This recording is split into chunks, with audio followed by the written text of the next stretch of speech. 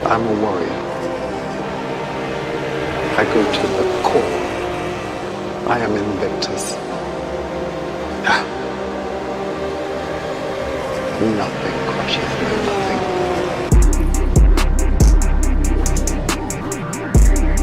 You can hold the outside this time, mate. Oh, Sabansky binned it. No way. No way, binned.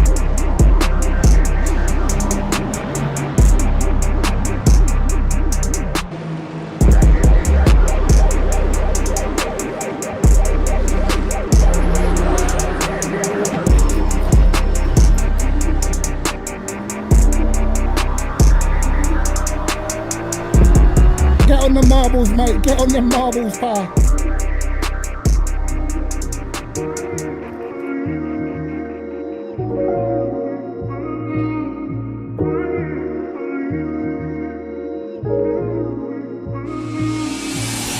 Oh, no, no, no, no, no, no. My throttle stuck. Oh, my God. Throttle stuck.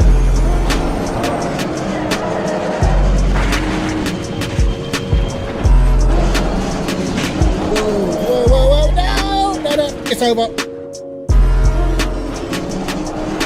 Oh my God. Okay.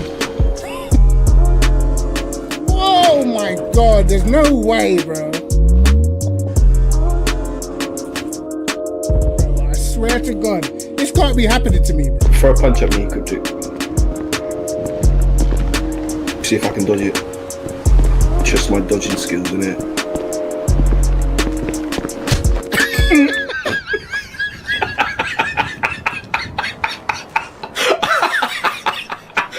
Damn. Yo, yo, yo, lads. Inside. Man, they are. No. What is going on, lads? We're inside.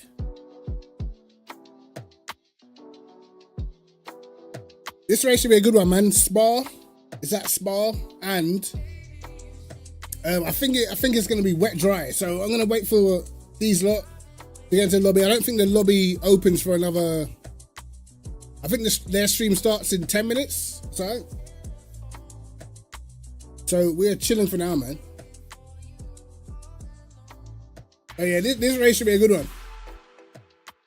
From what I've seen, the conditions are like kind of. I think it's a evening or nighttime race, or at least an early morning race. So conditions are probably going to be pretty cold.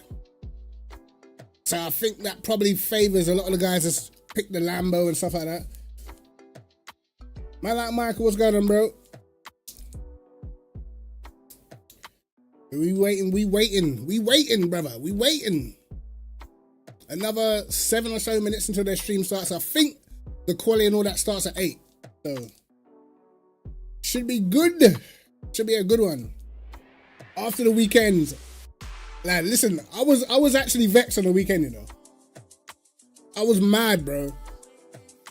Like, we drove such a good race in that endurance race. I'm still a bit annoyed. Do you know what I mean? Still a bit annoyed, bro. That race we drove, bro, was insane. It's definitely, it was a shame, man. It was a shame. As I said, in that field where we were competing in, to be second on pace is crazy, bro.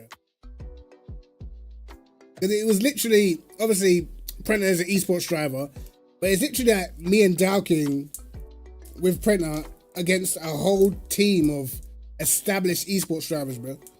Yo, Marius, what's going on, brother? What's going on, bro? So yeah, unfortunately, it didn't go our way. Didn't go our way, man. Yes, I'm not even ranting really, but I'm just annoyed because, you know, we put in a stellar performance. You know what I mean? No one really made any errors. No one crumbled.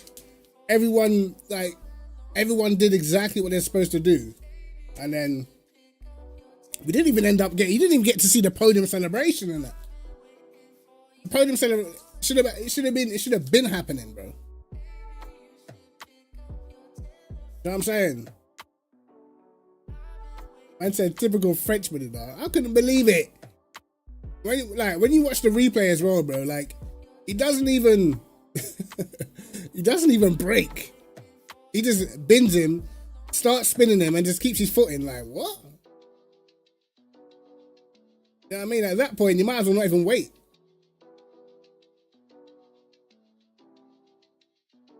But what can you do, man? Like, I don't know, bro.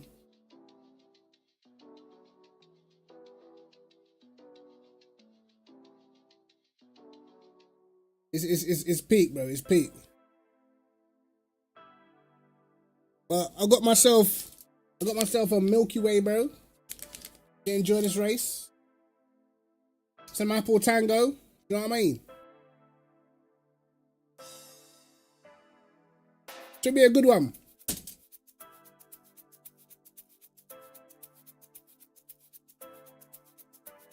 Right. Let's see if their stream started yet.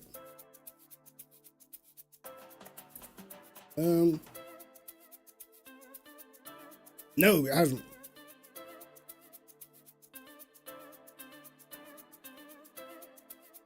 Anyway, I got my wheel feeling so nice right now, bro. Remember you guys, I said I was going to test out that force feedback app. It is decent.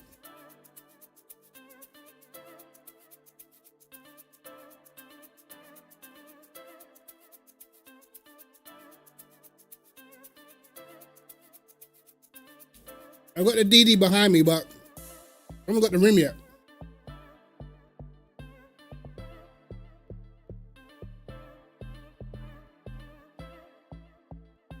But we've been testing out this there's an app for LMU for force feedback. So that's what we've been trying out, and it feels good.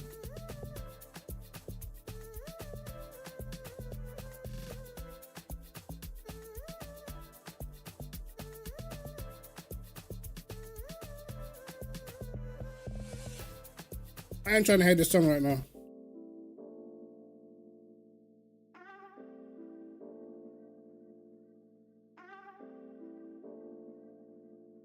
Right.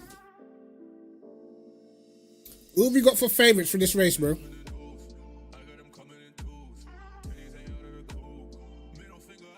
Name of the app is LMU FFB, I think.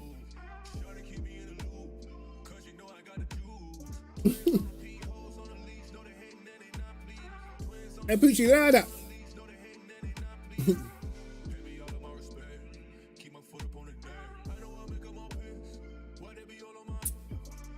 It saves mine, bro. Literally.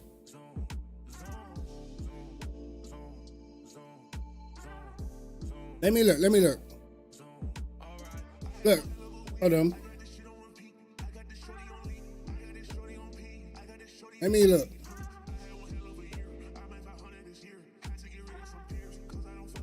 Look. All my presets are here, brother. Saves all of mine. Maybe, are you on the 0.38? Maybe use that one instead. Know what I'm saying? I've got mine settings right here, brother. And this one right here, perfect. Perfect.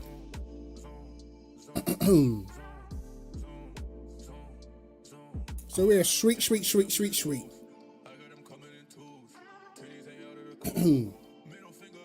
I said armchair streaming now. Look, listen, we did 4 hours on the weekend, brother. You know what I mean? What's he on about?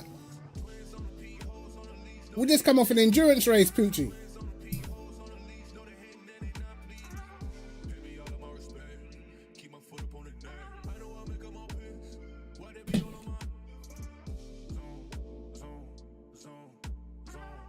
Plus, this is a pretty good race. Some of these races I want to watch, you know.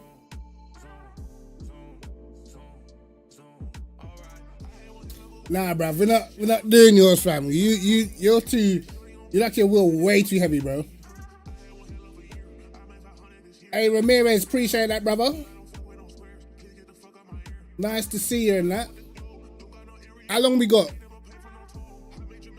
How long we got for this starts? Couple minutes?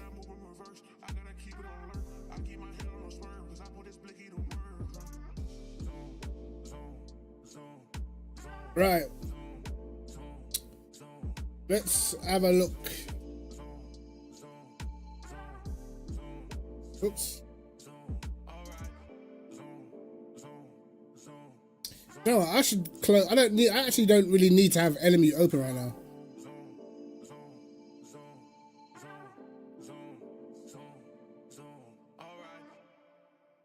Right, bro. Right. Have they started their stream yet? No. They have not, I don't think. So we're waiting on them to start their stream anyway. But we're going to be supporting the boys, Dow King and Prenter. But this is going to be a super stacked field, bro. Pretty much everyone's in here. Everyone's going to be in this race, bro. All the fast guys are in this race. Or the majority of the fast guys are in this race.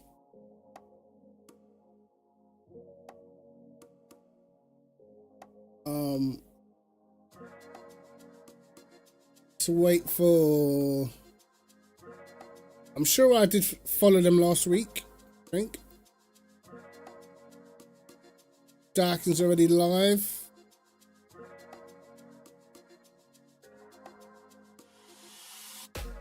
Let's see.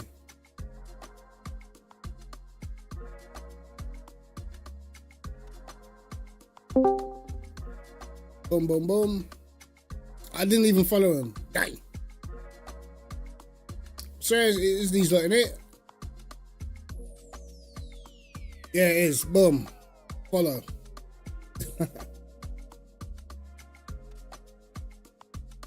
Oh yeah, their stream's starting soon, I should imagine. Or we can go back and have a look at what happened last time.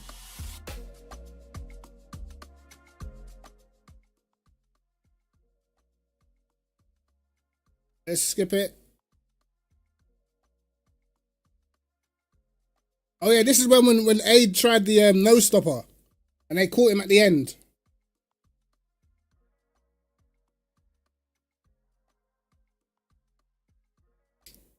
So yeah, this was the first race of the season. I think Everson was the winner, and then it was Whitehead, and then Prenter. But Prenter actually got a penalty after qualifying, after the race, sorry, because they said he cut the pit lane exit or something like that. So it dropped into 6th place. So he lost that 3rd position, bro. You said what? Streamception. What does that mean? What you on about?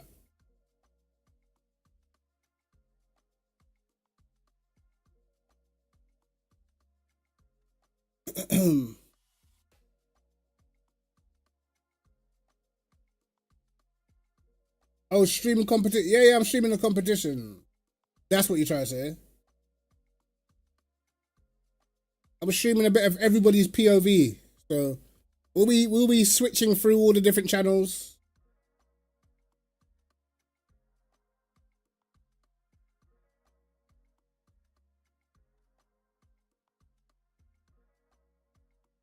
Walsingham nearly pulled off a great strap, but it was just too short, bro.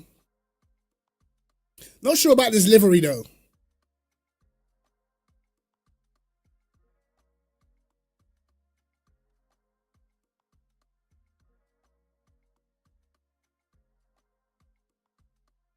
All right, let's get this out of the way, bro.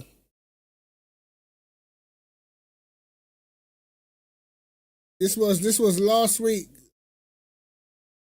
Last 3 minutes from last week's race.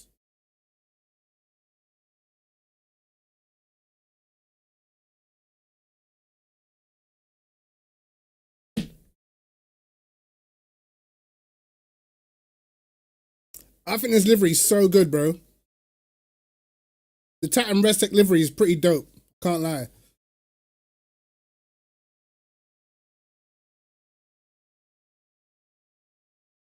That's a nice livery, bro. I can't lie.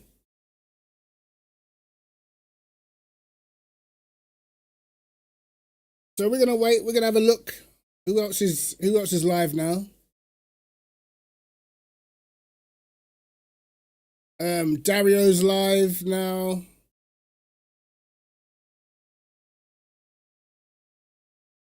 I wonder if Everson's streaming again. It's going to be interesting to see who's fast this week.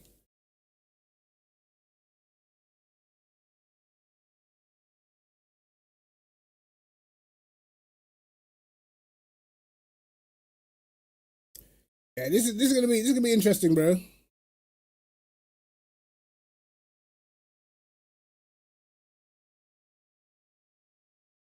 There should be live now, no?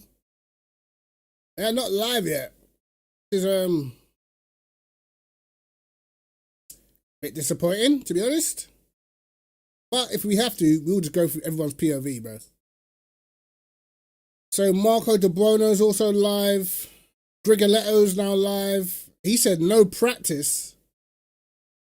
He's doing this with no practice.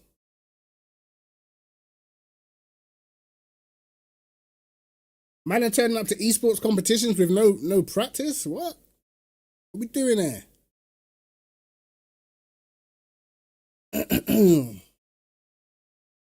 Let's see what Dario's saying. Man's got the deepest voice in the world, bro. 25 minutes of practice? You're lying. So Barry's doing it. Let's have a little look at the field. I'm going to mute this, bro, because I can't. Let's have a little look at the field. The GT3 field. Thomas Lydon, Sam Gaskell, Prenter. Damn. Missed it. Damn. Missed it all, lads. All right. Who else is it? Who else is about? Okay, Fabio's doing laps. My boy, get a light. Get a light. Sheesh. Man is in the darkness. Okay, Marco De Buono's just starting up. It's a cool little starting screen. What's man like Dow saying? Oh, Dow's putting in the laps. Let's look on board with Dow King for a bit.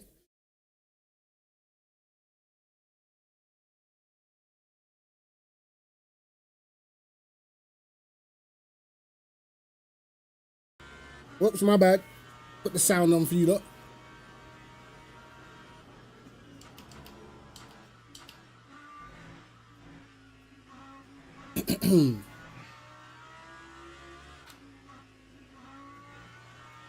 Man like Dow. Everyone's gonna be grinding, bro. You lot can hear it, right?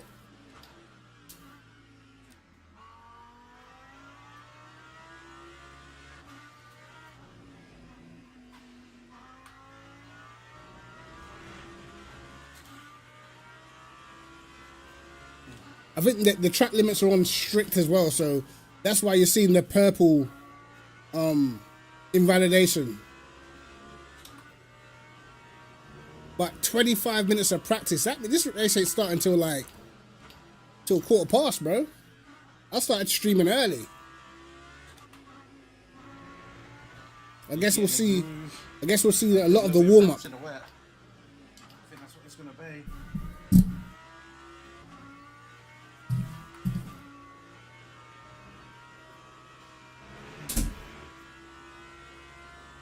You never know, it could be dry as well.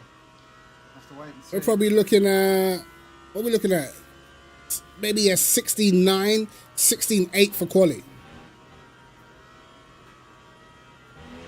Unless quali's wet, quali might be wet, so we don't know yet.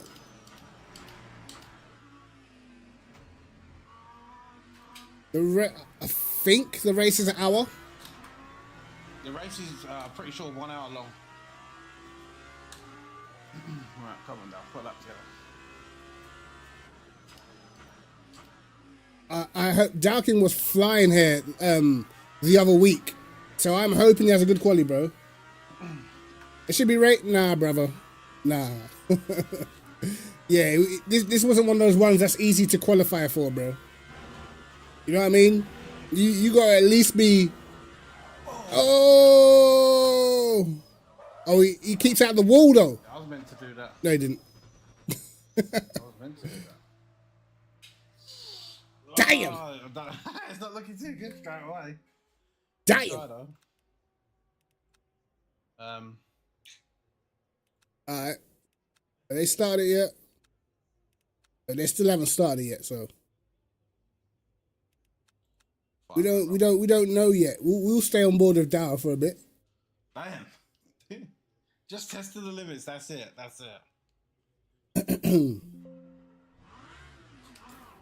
Hey, Rory, I'm not racing, bro. You know. I said 2021 Cryptic would cook in this, you know. Boy. High grip, overcast, partially cloudy. So there I know, mate. I know. I think the first part of the quali could be dry. So if it is, that'll be. This is pretty much an esports race.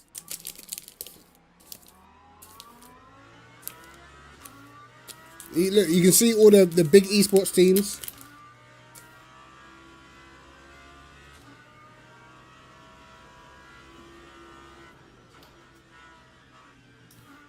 But unlike ACC, when it's cold, it's slower on this game. On ACC, whenever it's cold, it's like way faster, you know.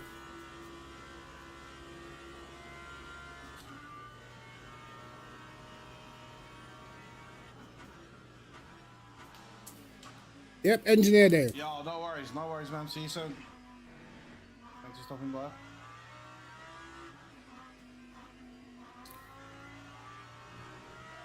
Yeah, Marish, what are you doing? You playing engineer today? Be the man's engineer.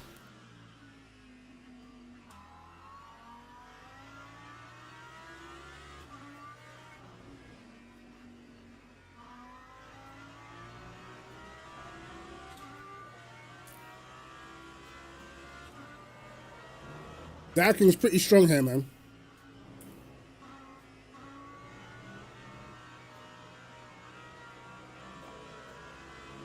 Yeah, is Dow and Printer in the Discord? Yeah, jump in the endurance channel, bro. You can be their man's engineer.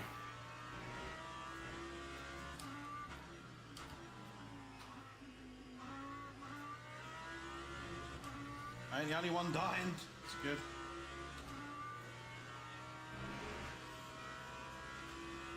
Just got to keep an eye on that weather.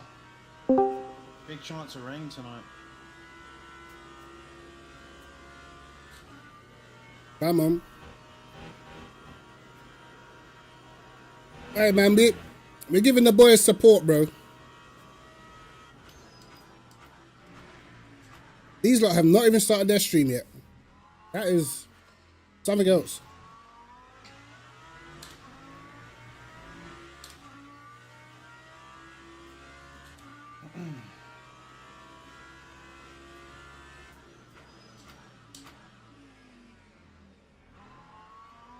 Let's see.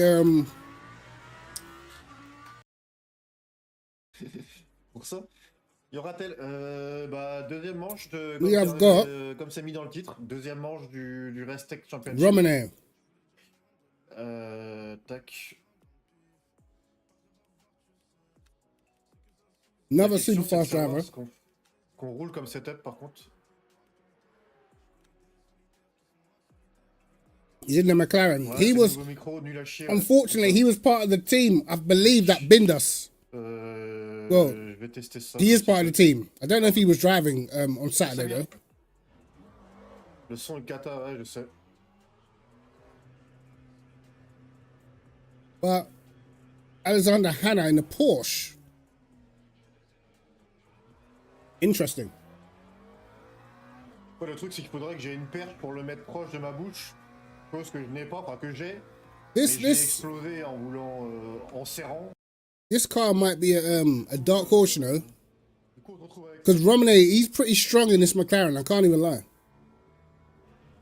I have a feeling that with the cooler conditions, though, the Lambo is going to be very difficult to beat in quali. A pole position, man. Well, I'm going to say it's probably between Whitehead, Prenter. Who else is in the Lambo? Dowking's strong here, bro. Dowking, when they did the championship races, Dowking got put in split 2, but his pole lap was actually faster than the split 1 pole lap, bro. He did a 17.0, which was faster than split 1. So he's got pace around here. Gonna be interesting. Alright, let's go back to Dow.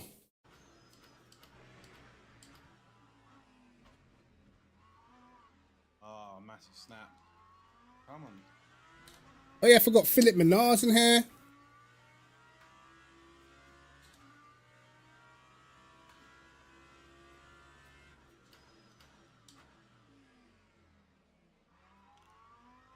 I'm not a particular fan of driving at night on this game for whatever reason, bro. Prenter does an 18.4. Not sure what fuel load that's with. Must be low. This is the exact same setup I used for that race.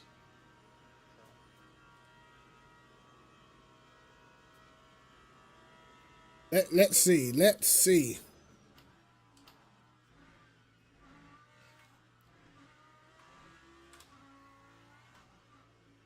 Okay, 8 temps up. Okay. Shit, there's no tire temp.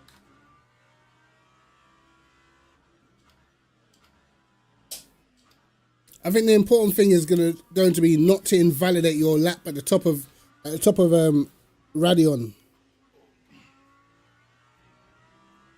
It's very easy to invalidate, but he's on a burner though. Overcast and light rain forecast. Damn. 15 more minutes of this practice. I think quali's going to be wet.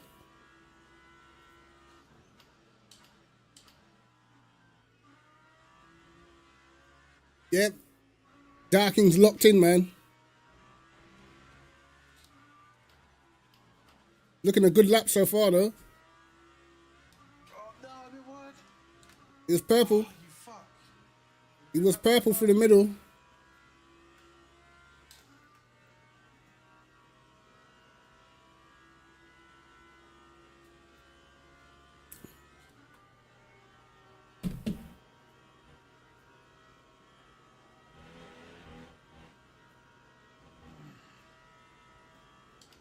Hit them braking markers. Oh, a little bit wide. Come on. Little bit tentative. It's a good banker. Sheesh.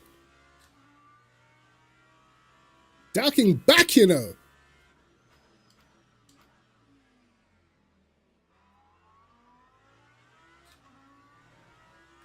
Oi. Oi, the king's returning, you know.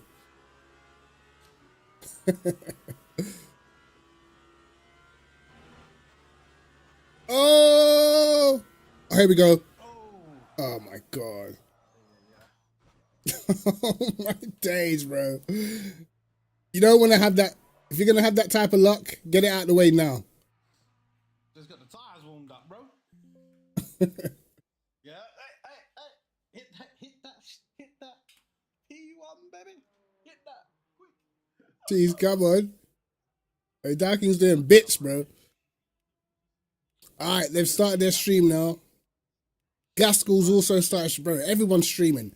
So what I'm gonna do, lads, is I'm gonna jump between POVs and stuff like that. Hit that live one if you can. If there's anything interesting happening that you guys might be watching, let me know so I can jump on board.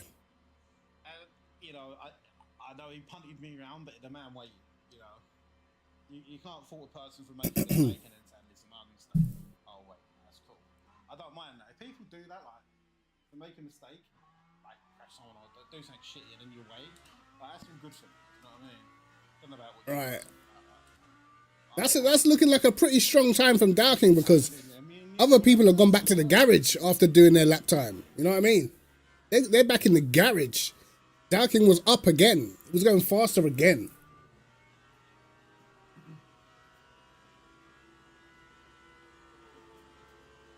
And it's so tricky not to invalidate, bro, on strict rules.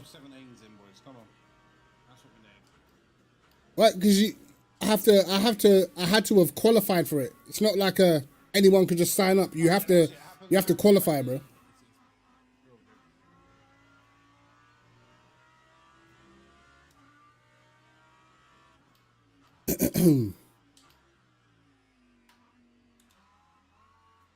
Right. I'm expecting Prenter to pull a crazy lap time out of the bag as well, to be honest. I think this championship had an entry fee and all sorts, bro.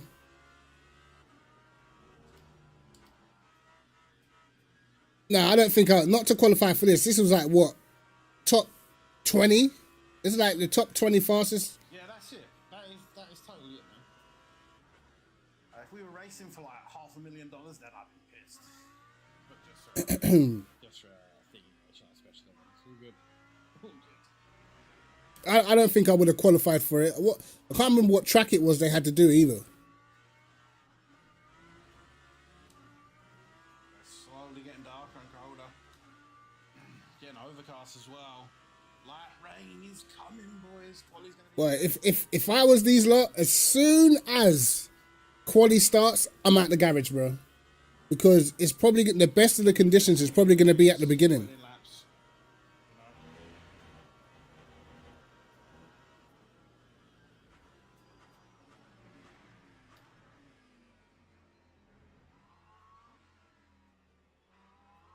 Right, let's see what the mainstream is saying.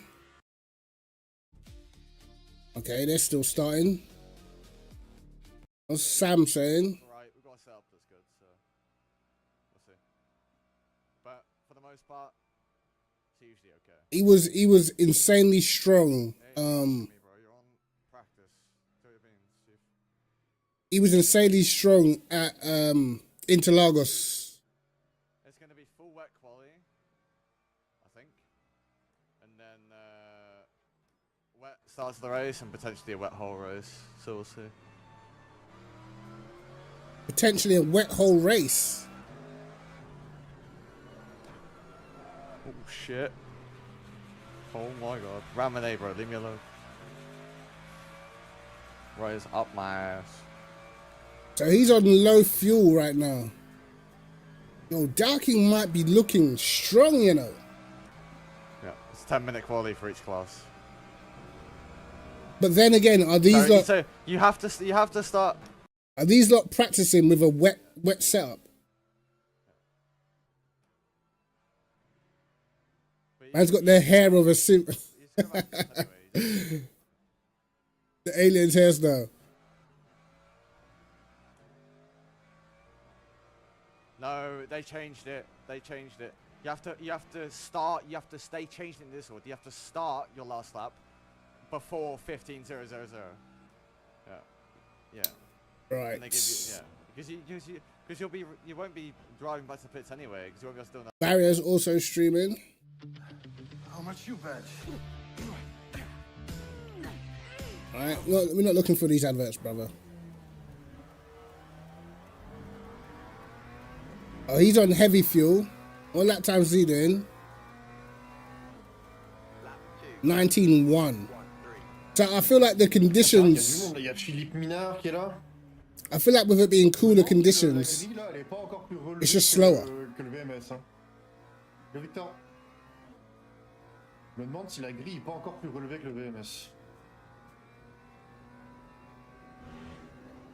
I mean, 19.1's not even that bad, but I feel like for the conditions, that's probably pretty strong. But if the race is going to be wet, It's more down to who's got the best wet setup, man. Ouh là là. Alors que le micro il pue la merde. This is the race winner from last week. 6 times PB is found. This guy won the race pretty convincingly last week. Or 2 weeks ago, sorry.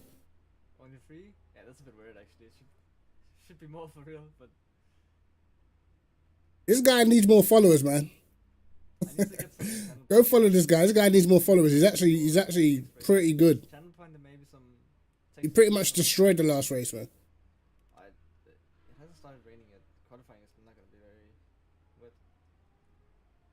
Yeah, qualifying's gonna be light rain. I reckon you got to go out right at the beginning. And all as well. 74 speaker, look at it. Holy shit. That's mental actually. Holy shit.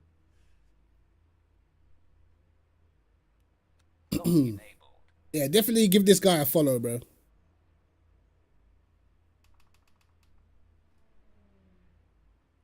So yeah, he's pretty much waiting. It looks like he's waiting for the wet conditions.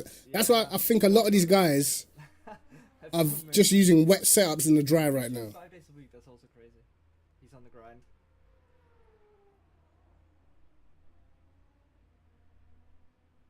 Darren on P1, what a legend. Tommy Liddon now streaming. A little intro video vibes, huh?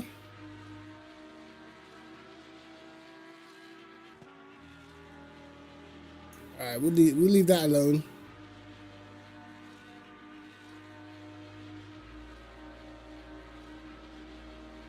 Right, they got a few people watching now. It's going to be pitch black out there on track. Yeah, it's going to be a very, very interesting qualifying for sure, and it's going to be a very, very interesting race start for both of the classes, because, you know, the group is full, there's not much space after last source, so Rouge ready on, especially on the first 2 laps, even maybe 3, is going to be very tricky. The driver's going to pay so much attention because it just could be a half of a second. You lose a little bit of grip on the rear and you're into the wall. It's going to be a disaster. But we know the level is very high. There are experienced drivers here, so I will hope everything's going to be easily. But Who you lot got for the win, bro? Give them the commentator curse about this condition tonight. But yeah, let's hope everything goes for the best and give us a good show, even without accidents. But of course, there is a chance. There is a chance because the track is very tricky, it's very dangerous, and the conditions are not the ideal, especially on the first part of the race. So it's going to be a little bit difficult, at least for the first Let's see. Certainly, and of course, we were speaking to race winner Fabio Grigoletto last time out after Qatar, and he said that, of course, we have that new time model coming in for the GTPs soon. Of course, because of that, we do get, well, every driver does get that one car change just in case their car has been Yo, changed. Blue Zulu, what's going on, bro? Fits the optimal meta, or maybe the car just doesn't work that good at all. Of course, things can change. Yeah, bro, there's going to be more coming, I think. In a sim racing game, but of course, he was saying that there was possibilities that we could get it for round 2. Well, we've not got it this time, but of course, we do have a 2-week break between now and Le Mans. Now, that could make Le Mans quite spicy because the chances are we are going to have the new time model by then, I'd imagine, being as it is a February update. So, of course, when we head to there for our endurance round, our 3rd round of the season, that could make things interesting. But we haven't got to worry about new time models and drivers having to get adapted. Oh yeah, they're getting the new time model for the LMP soon, for the Hyper soon. And at the moment, practice-wise, very close gaps, but of course, David Mrocek, who we saw right at the top of the field in Qatar, in practice... What do you guys prefer to watch, the Hypers or the GT3s? Maybe, if he could put some pace down tonight and not make that crucial mistake he made in the strategy, could he be yet again trying to fight for that win on the back of Fabio Grigoletto? Why not? We saw it's a very, very quick driver. Hey, very Gaskell. talented. Yo, Dowking's time is holding up. And remember, he was going faster he had the chance to win until he got took out. The opening round in Qatar. Tonight, So is Dowking looking... very interesting to see. People don't know, bro. Unless you go back to P-Cars 2, We are, people don't actually know how fast Dowking was, bro. On that game. He was literally probably one of the 5 fastest guys on that game. Driver could be absolutely behind his back to battle him. So Mrocha maybe. Yo, Leo, what's going on, bro? One of the quicker, but let's see what happens in the wet track because everything could change. And Okay, Leiden's gone up in front of Dowking now. Will be critical, even if the track dry outs quickly. So It's I not know. only a I've race seen of, Darkin do speed 17-0 or pure here. pace, but we have to be a little bit engineered to win this race tonight. Yes, certainly. I think strategy in the dry is one thing, especially it makes it 10 times harder when you've got 3 more different minutes, conditions when it goes but from wet to dry. Of I course, that's feel what like makes quali it might be easy, wet. and I think that's probably the most likely chance. It'll go wet at the start, and then as the race goes on, it will gradually get drier. But of course, when it comes to qualifying, that's more of a simple job when it comes to strategy because it is going to be wet all session long. So you've just got to go out and get the laps in, get them on the board. But of course, in the race, you've got to look at changing your compounds and making sure that you head into the pits at the right time, because if the rain dries up too early and then you've not got Let's see. Yeah, fuel it's to go definitely to the end, getting you've got way to have an darker extra now. pit stop or go So for the heavy perception's totally micro, different, bro. which Let's is see not what it what looks like on any board driver because it wants to looks do. So very you've also dark got to make sure that you're timing your from the external cameras. Sending her unwanted nudes is abuse. Enough. Well, that's crazy. Yeah, it's starting to get real dark now, bro. All over the place right now.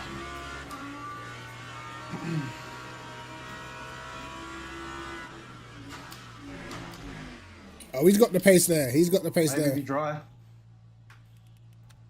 Maybe. I think I just got not overdrive it. You know, I reckon, bro, where we end up. if the session starts and it's not fully wet yet, Yo. fly out the pits, bro. Fly out the pits on dries, bro. Yo. Yo. The man them.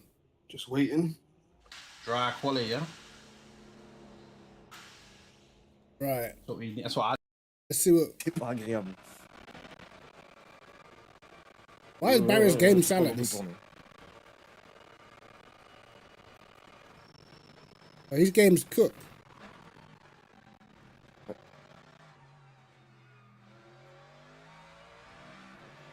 Hello, Jefe. Mr. Bezos. Yeah, he's not even going to get a lap in.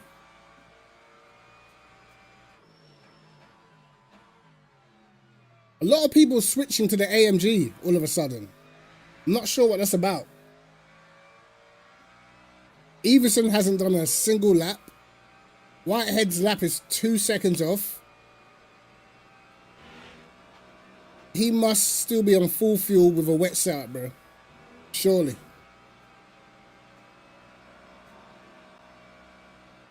This session's about to end. It's time to put some music on quickly. Whoa. You're putting on music, I'm getting off.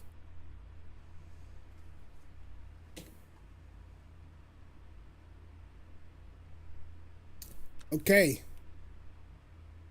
Seconds, time to go to the mainstream. Where are you? positions will change, but as it stands, what is this that's resolution? top 5 in each class, so a very exciting race. I think we'll be doing. Yeah, of course. Probably is going to be more tight than we see now because probably Roger, of course, is quick, but I think the top tier driver, even most of them didn't right, lads, completely in this practice. So I think the qualifying is going to be a little bit tighter for both the categories. But I'm pretty much surprised about Darren King in GT3 class is here in second place, very close to the best time. So. Could be a surprise for this category. Now the GT3 cars are exit out of the pit lane, so it's going to be the start of this qualifying. Indeed, as the GT3s now make their way out on track. Well, not out on track just yet. They'll be lining up at the end of the pit lane. Once we hit that 25-minute mark, then they can go out and begin their 10-minute qualifying session, of course. They've got 10 minutes at least to start laps. Of course, they can finish the lap if they start it before hitting 15 minutes, and then they have to be in the pits by around 12. So many of our cars heading out onto track. Of course, we've got Luke Whitehead here, who recently joined the TATUM Reset roster. Of course, part of Ferrari, departed them recently, and now has moved over to the other Italian team. So we'll see what he can do over the course of this one. Of course, I presume he might be on different setups. Who else has got a chance? Let's put either good or bad for a driver. I'll put Everson. Who are you focusing on here, Andrea, as we head into qualifying? Because last time we did get a bit of a taste of what the drivers can do, but I'm still sure there's many who finished near the back that we know can be up in that top 10.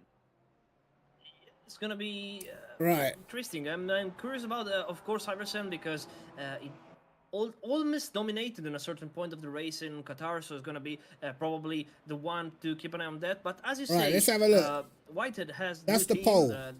He joined the TATUM Restec, so he maybe wants to give the team a good result. He debuted with a win for the team, so maybe he has the chance to make a double tonight. Let's see what happens to him. But also, I'm curious about the car performance, to be honest, because in Qatar we had it is wet though. Dominance It's wet. of Huracan, and in the first part of the race we had a couple of Mercedes battling for the lead, and then they struggled a little bit in the final race. Gaskell was the better one, so I'm curious about Gaskell performance, about this Mercedes, if it's going to be competitive here on a very fast track compared to Qatar. Maybe it is wet. A surprise. Let's see. Also, wet condition could change everything. So, is a little bit tight. It is a little bit interesting about also this condition, because it's not only the car, but it's the drivers.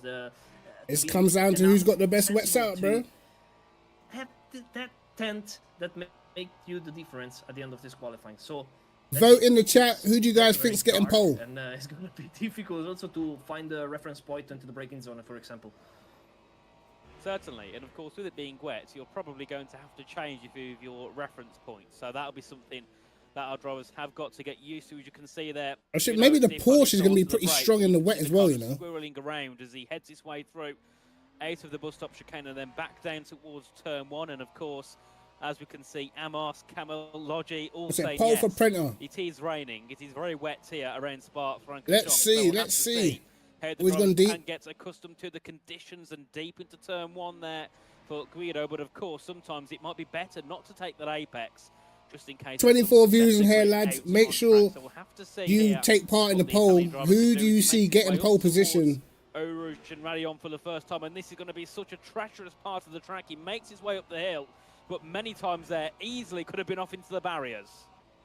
Absolutely. We saw how bumpy it is in the first part of the Eau Rouge. The car literally jumped a couple of times during the change of direction. So it's probably one of the most critical part of the circuit, but it's not the only one. You have to Purple be first sector. very, very gentle on the braking zone, because even with the traction control, the ABS, you can have a bad braking point and lose a lot of time, especially in qualifying. So yeah, it looks slippery, man. It's difficult even here in the it looks real slippery. difficult part of the track, because you're not on straight. You're really down. When I joined the big leagues, bro, when I'm fast off to qualify, mate. Condition, look how snappy is his car. It's really, really struggling this part of the circuit. This one ain't just any sign up. I would say probably the Ferrari. One, there's an entry fee and everything. This is like pretty much the only big esports competition going on the game at the moment. So. Through here, you can see bro! Yeah, he's cooked. The car through there, and you could just see there's no grip at all in these wet conditions around Spa. Then, of course, it's Lafania chicane next up for him. Hard on the brakes. You've got to get off them quickly. If you don't get off them, yeah, fees as well, bro. Well, not locking up, but just going straight on, especially in these conditions. As he makes his way through, you can see. Yeah, this Ferrari looks horrible in the rain. When the track is so wet. Horrible. Then in towards Stavolo, and then curve pull Frere. It's looking like a decent lap here for Guido, given the conditions. This might be the driest it is, and it looks sketchy as hell, bro. 40.8 in sector 1, it's a 72.5. Is he getting flashed from behind? That's, of course, 1 minute and 12 seconds. So, very, very long sector 2 when we're in these conditions. Track is almost very wet. 12 around some tracks is a full lap time, never mind one sector. Exactly. Bro, this guy's car looks on edge. He's getting flashed. For everyone, but the conditions are there, so probably you're going to slow down more. And someone's right behind him, I think. A lot of difficulties in the sector part of the track with the car. Was very, very nervous. He lost the rear, he lost the front. He had to do a lot of corrections. So also time lost because of this. Yeah. So I don't know if he's gonna be for a lot of time in 2 seconds this off, is the bro. first reference, and Leonardo Porco goes 2 seconds quicker immediately. And that was close. Yeah, there. the Porsche looking good. Nearly hit the back of Guido Di Polito there in towards turn 1, and that wasn't ideal. Yeah, at this point, you just want this guy to get out of the way, bro. Now, Axel Ramanane to third. We got our winner from last time out, Laurie Zeverson into second place. Oh yeah, you got to get out of the way now. You got to get, bro. If he doesn't get out of the way, he's a pagan. Henning up the hill, up Rouge and cool. Radion, and Well, that does set Leonardo Porco free, so he Everson 7/10 off, bro. That Porsche is flying in the rain. Here's Valentin Barrier, 7/10 at the moment. Damn. Yet to set a time in this session, as we see Luke Whitehead now up into third place. Of course, second last time out in Qatar. We've got 5 votes. Up into the top Prenner and 5, Whitehead who of course drawing at the moment. I've got a feeling in these conditions, the Porsche, as I said before, is going to be strong, bro. At the moment, so more times are starting to 7/10 difference, and he was getting held up. Here, Andrea, things can change very, very quickly, and of course, it might look like this in the top 10 for now, but this could be upside down. Give it another 5 minutes. Yeah, I totally agree with you, because the condition maybe is going to change a little bit and could be improved. If it gets any wetter, it's already over, bro. Going into the someone race binned line, it. so maybe a little bit less water in the final minutes of the qualifying could be crucial to snap the pole position away to Porco. They did a fantastic opening lap, 2:35.2, 7/10 quick, there the pole man of the first round. So it might already be over. Significant first lap for Leonardo Porco, but as well the track maybe could improve, or else could absolutely be worse if the rain increases. So it's going to be crucial to be in the right spot in the right moment. So it's 50%. 50%. Hasn't got a lap in yet. Skill is going to be very, very tricky in this GT3 class qualifying. But for now, Porco did a fantastic job. I mean, looking at the track at the moment, it does look like it's getting wetter. You can see a bigger spray coming out the back of that Mercedes. So of course, we'll just have to see what the laps are looking like, and if anybody can find an improvement. Very wet. A very nice lap there from Leonardo Porco, and of course, if the conditions get worse, chances are. And you know what? Everson's nailed it again. Comfortable margin of 7.5 tenths, 3/4 of a whole second ahead of Lawrence Everson, and then of course Luke Whitehead, the top 2 from our last time out. And at the moment, it's Nico Viani who sits last of all those that have set a time, with a 2:37.387, so not his best lap. All right, let's see what Barrier does on this lap. We can see Valentin Barrier now heading down towards the final couple of corners into the chicane. Of course, late on the brakes, get the car turned in nicely. And you don't want to he's starting a lap because his lap didn't count. He must have invalidated. We'll see if that will be a lap time set on the board here for the Mercedes. So he goes up to the line, and it's going to be. So a 2:38. Yeah, they're all pitting. They're all pitting, bro. It's wetter. It's wetter. It's over. It's over already. Are nowhere near what they should be, because Jules Neal was down by a second. I did see somebody was down by 2 seconds in the middle sector here, Andrea. So I think this could. It's over already. For the GT3 class. Now that's not really the way you want to start your qualifying, especially if one of those darking 3 seconds off. It's over. And many of them blew it. Yeah, exactly. Just the single lap, probably. Now you man want to vote for surprise. Hey, we're not doing that. Especially in the second sector. And I was thinking about also the lap we saw on the Polito's car. Probably, I would say the Polito and Viani are paying that the car is not very much competitive. So Porco just on board with the driver just got it done straight away. Will very, very want to see what happens on this car. 7/10, first lap. Of the circuit, probably the tricky one. But look how nervous he is. He just completely lost the front when he was putting down Bruxelles corner. So probably, of course, the weather is gonna be worse now. I hope Dowking stayed out, bro. First minutes of the qualifying, but also probably because he could maybe jump up in these conditions. I don't know if on dry track it's gonna be difficult now. They're struggling so much, and as you say, they had just one shot literally, and Porco was the best one. Everson did a good job as well, but see what Dow's doing. Still out.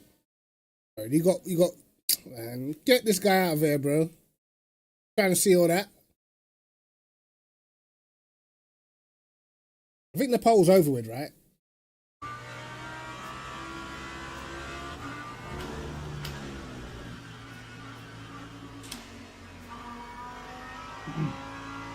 Yeah, the conditions just no good, bro. It's all about that first lap. Yeah, it's slower. It's just slower.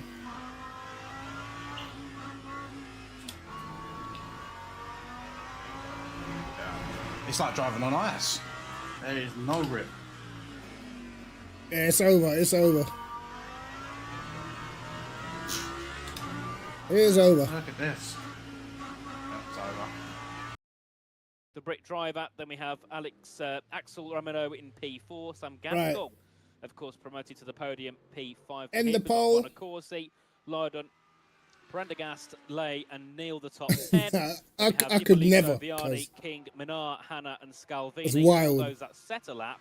And then, of course, Valentin Barrier, not a good start for him. No lap time set on the board for his GT3. Damn. Say that, he did set a lap time and he goes into 14th. So he does get a lap on the board. See, we don't actually know the actual pace. Looking at this, Andrea, because everyone set their laps at different times. So if you got out earliest, you had the best conditions, bro. I mean, looking at last time out in the Porsche, he finished 9th. So this is a great start to round 2 for him.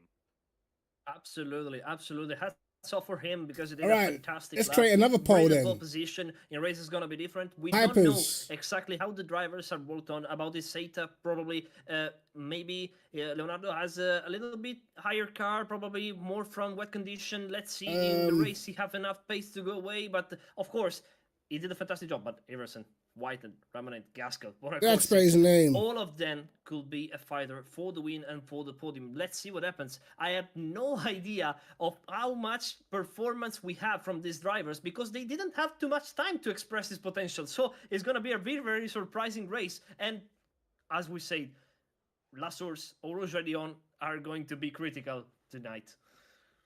I think another driver who probably is going to be quite disappointed with their qualifying result. I don't know how to spell Marocek's name, but you guys know what I mean. Of course, finished on the podium in Qatar, but because of a penalty for crossing the pit lane white line, he got given 5 seconds, so it dropped into P6. So he got knocked off the podium. And who else? Who else? Got 8th, so it's not going too well for Prendergast. Of course, he's 1.5 seconds off of that top spot, so I'm sure that he'll be able to work his way through the field. It was a good qualifying as well for Tomasz Lydon, or Tommy Lydon, who finished 17th last time out. It wasn't a good race for him. He's up into the top 7, so that could be really good.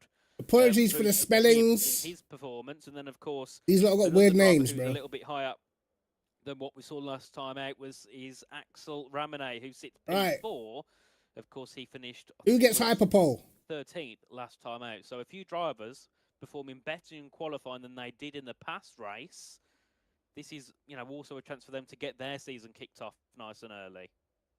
Porco's driving a Porsche. Probably I will say, looks like the Porsche in this condition is pretty much competitive because most of the drivers. I know that the Porsche is fast in wet conditions though. We had a 911 car now are better. Porco took the pole position, but as you say, Ramone 13th, correct? In Qatar now is there in pole position, just very, very close to Whitehead as well, and for a few cents, ahead of Gaskell. So it's going to be an interesting race about this performance. Porsche look pretty sharp, pretty competitive in this condition. Let's see if when the track is going to stay up there or they going backwards. I'm curious about it, but of course, Lamborghini and looks like as well a pretty. I think it's nice going to be tough. It's going to be tough, bro. Also for this second race, but well, I think we're ready for the hypercar qualifying, Nathan.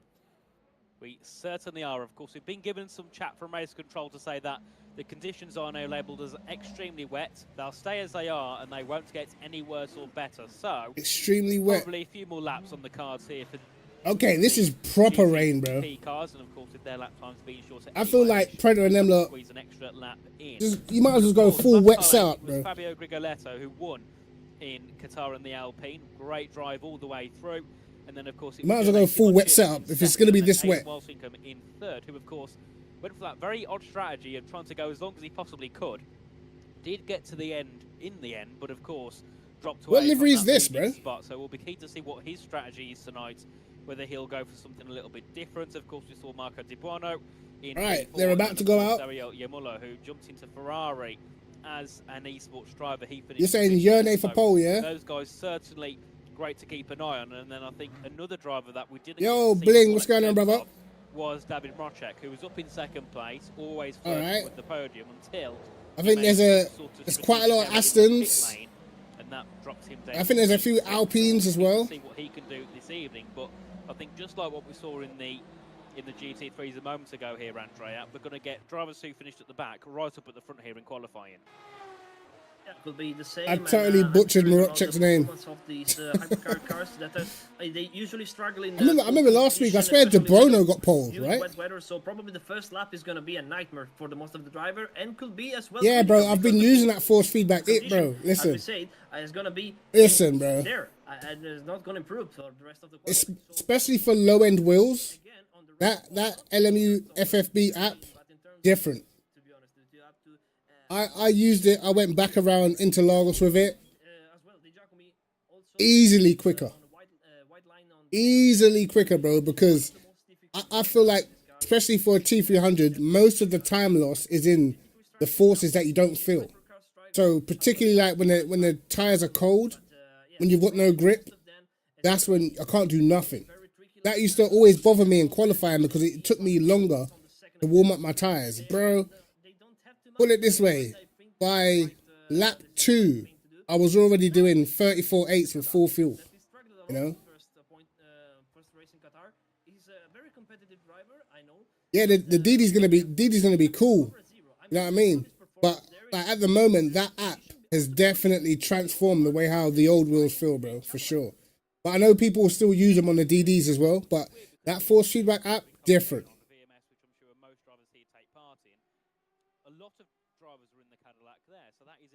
Yeah, bro, I bet, bro. I was like, no way, I can feel the rear. No way. Like, and the thing is, when I was doing Interlagos, I knew exactly what my push laps were outside of the pits of cold tires. So normally, my first lap time will be like 37.0. Then I'll do the 36.2. Then I'll do like a 35.5. Then lap 4, I'll be in the 34s. That's on full fuel.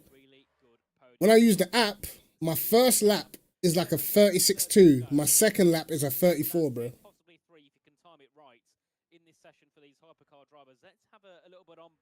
Yeah. I've got a V&M wheel, so I don't know how that's gonna work out, but yeah. Quality, mate. Quality stuff. Lasso's corner. Yeah, probably a little bit of more count on the front left, but he didn't lose too much time. He's still working a little bit on the front. Probably cold tires. He Let's also see have what to Yone can on do. the bus stop corner, the last one, to have a little bit of space ahead of him to not have slower cars to impeding. Oh, he's working Look the how wheel. much he has to work on the Rouge right down. Very nervous. He managed to keep the car, but probably lost a little bit. Of course, we can see also the bumps on the Camel Straight, but the conditions are very, very difficult for these cars now. Yeah, it's a Bro, he's got no grip, bro. Look how much he's turning. It's quite far off what we normally see in these cars, so Bro, that does prove these man is conditions are broasting. terrible. I mean, I think he probably is trying to rank the steering wheel around, but I think that's probably a bit of an unrealistic view. It looks like he's full locking at every single corner, which I don't think is normally the tactic. Yeah, but when I get the rim, I'm definitely gonna look up everything I need to do. Post race, so we'll see what Yone can do here through the middle sector, and yet again you're going to be so far. Ordered the new podium base here. Come on. The drivers in sector 2. I'm just looking at the first sector at the moment. It's Dario Yamel. No, it's Marco De Bono who's quickest in sector 1. Then it's Dario. Then it's going to be Francesco Riello and Alessio Trisciani. So that's, you know, the top 4 so far in sector 1. But of course you've got. This looks like an absolute handful, bro. In that third sector, you can just see there Yone just trying to get the car through the chicane as we head in towards Stavolo corner. Look, you think the steering input's not accurate? To the right, and then it will be curve pull through, which is normally quite a difficult corner to grip up in the dry. He looks like he's absolutely fighting. As he makes his way through and having just to adjust the car. Yeah, he might be doing it on purpose to warm up the tyres. Somebody's gone off somewhere as we make our way through, and at the moment it doesn't seem like Fabio Grigoletto has got a lap time on the board. He's got nothing in sector 1, so I believe he would have invalidated. Yeah, probably. Yeah, we have to confirm Grigoletto that had a spin as well. Yeah, exactly. We have the confirm right now. Grigoletto had a spin. Yeah, so bro steering. He's bro it's gonna steering. be very, very tight for him because it's gonna have just 2 more laps probably. It's gonna be very, very difficult to put a lap. But Simencic is now crossing the line. It is up to P2 now. Behind Di Buono for how much? Just I think a tenth more or less. But Diamuro with a Ferrari and Morocchek, so probably is gonna be improving a little bit. Indeed, some great lap times there by the top two. It's Mrocek on that. We're going to find out. Dario Yamolo in P2. De Buono up in third. Of course, he was on pole in Qatar, but had a really poor race. Oh, that looked quick. That looked quick compared to Yone's, bro. I can't lie. The end, as here is Dario again in that Ferrari, of course, after recently moving. Why is the stream so laggy, bro? HP Scuderia, whatever it is, esports team. It's too long of a name for me. Moved to them recently, and of course, a new environment, and he's 3/10 up in Sector 1. It's a 36.8 for him there, which is the quickest of all. I think they struggle to stream this game first sector, as we saw as while being in the lobby. That's what I feel. That's why I feel like it's lagging. Adamu in P9 as well. So a few more drivers, they're just getting their lap times on the board with 3 minutes and 50 to go. You've got around a minute and should we go on board with Dario to that start-finish line to go again. So you're looking at 2 laps maximum here. We're going on board with Dario.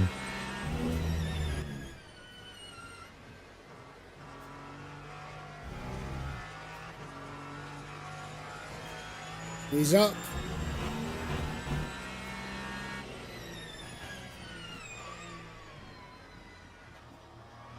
But no one don't care about wet lines anymore, no?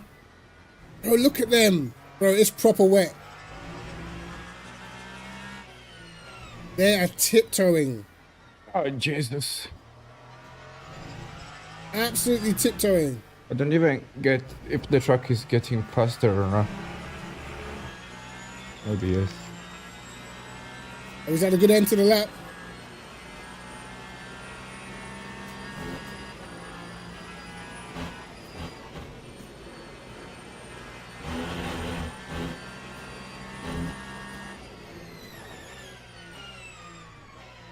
Who's that guy who's just gone top? Oh my god, De Buono. Yeah, the truck is getting faster, but I'm not. Wow. Wow, the times are tumbling, lads. Crazy to see the Aston Martin. Urinate. Alright, let's go back to the stream.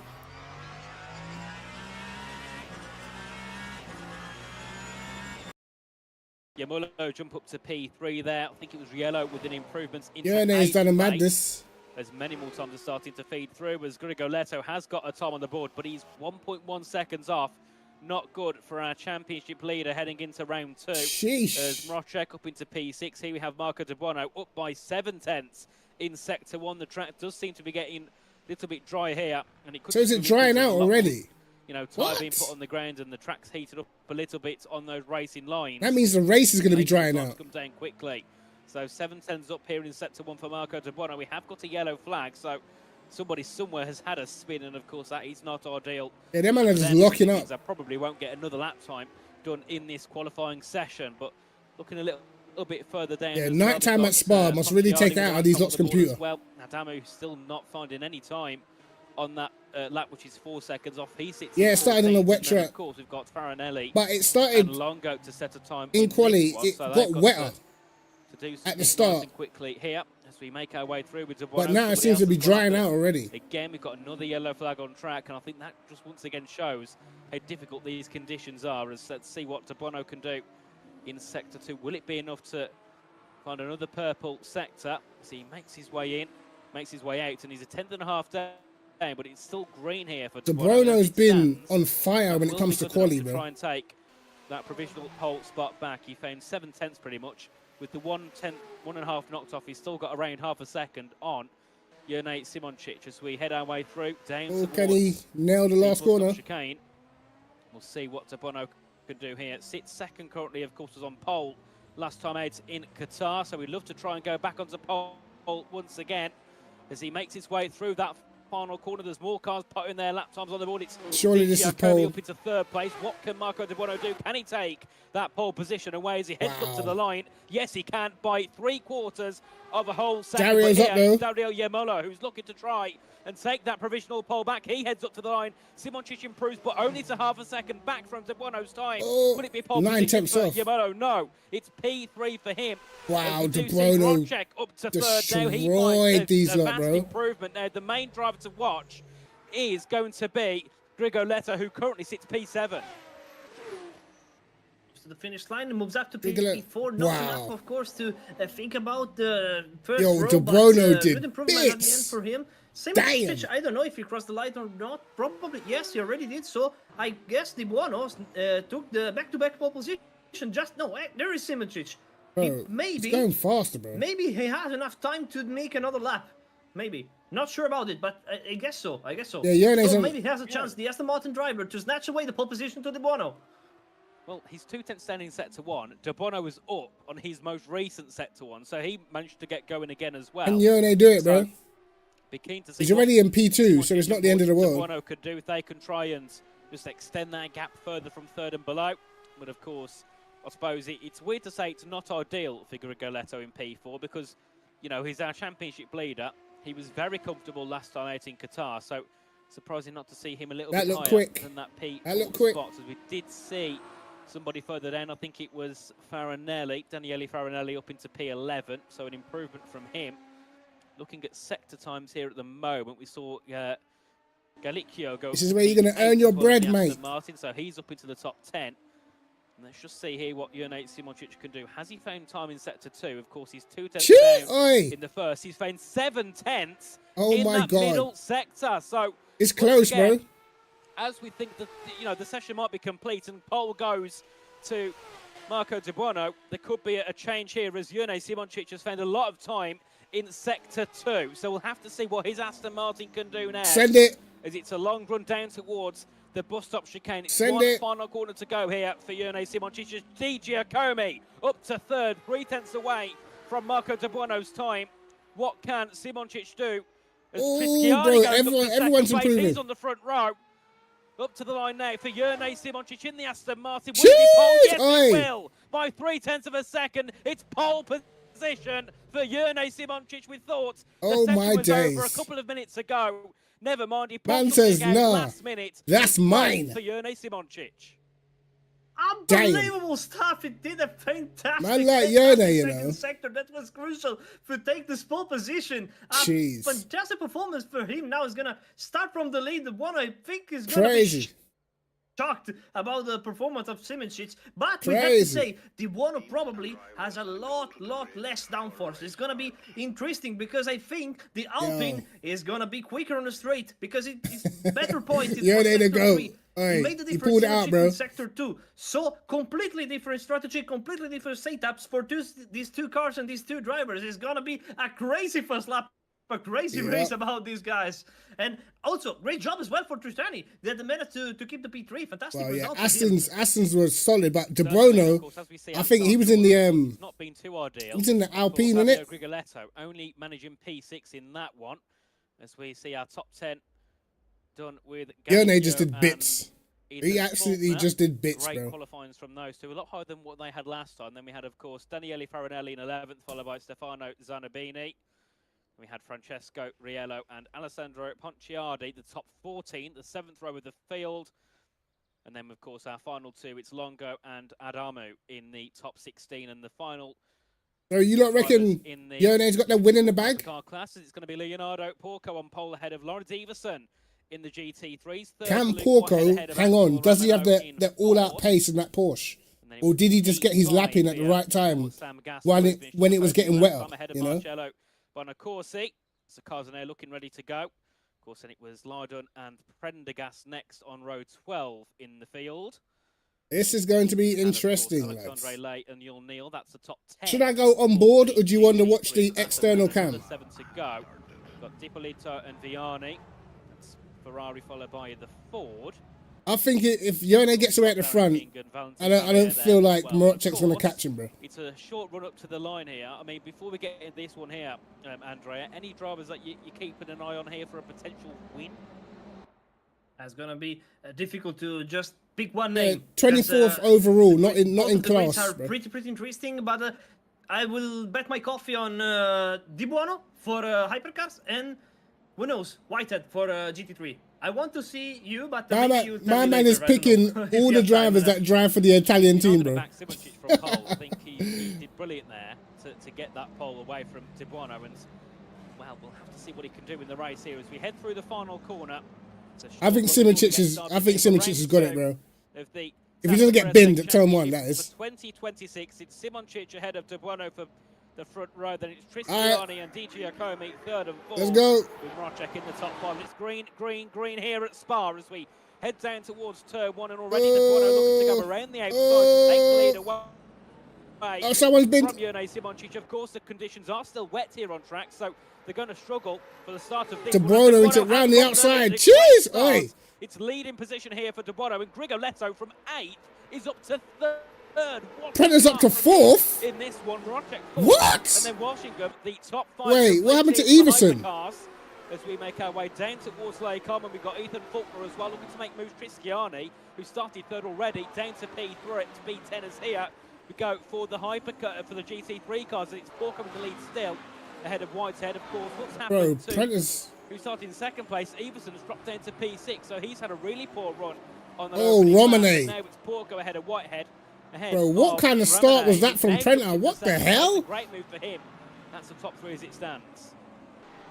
Full move by Ramanad on the top of Kamala. Yo, Prentice had the mad start.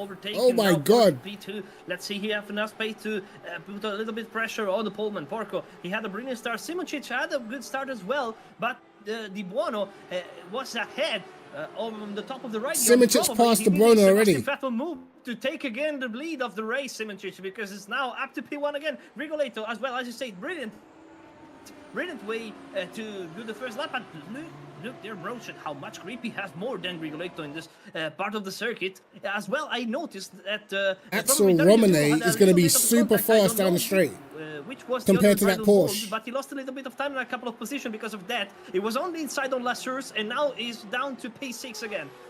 Rigoletto the up to third already. I think it was Trisciani, because he's down to 10th now, started up in the top 3, so not a good start for Alessio Trisciani, because here's David Mrocek, who's doing a great job. Of course, we saw this happen in Qatar as well. First half of the race. Who's going to go on board with? Should we go on board with Gaskell for a bit? He's under pressure here from Aidan Walsingham, who of course... Let's go on board with Gaskell. I want to see what's happening in the in that hypercar, it did work out. The GT3s. Leave it and just not touch it, because this is fine. Alright, that's Prentice in front. Mine's alright, I'm just lacking a small bit of FPS, but I'm not getting starters or anything.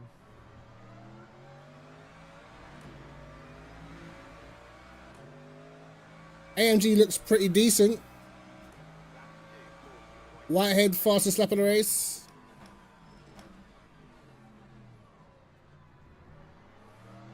Kieran's just going so slow right now. We need to save, by the way. Right. So Everson must have had an awful start. Yo, look at Romane. Romane's right up with the Porsche, bro. I haven't done any lifting yet. I'm going to start doing it now, though.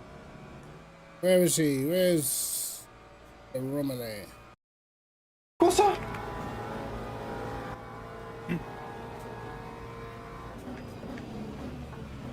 Yeah, Romane's gone aggressive, bro. He looks fast. He looks fast, bro.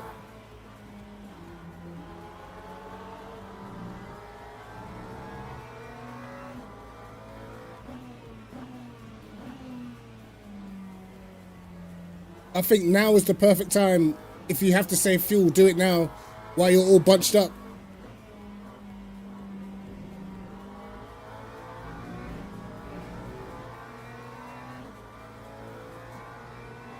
Yo, Prentice's start must have been crazy, bro. Must have been crazy. Because he was side by side with Leiden on the grid. I think he was like 9th or 10th. Oh, il va prendre son report, lui. Oh, oh mon Dieu.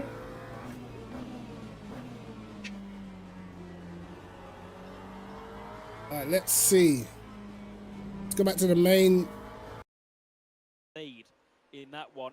So, of course, he's dropped down to P6. He's got work to do in the race, probably more strategy-wise if he wants to try and work his way up the field. Of course, Kevin and Prendergast as well. A good start from him was then in 8th, now up to P4. So he'll be happy with that one. Of course, Gaskell still in 5th place after qualifying there.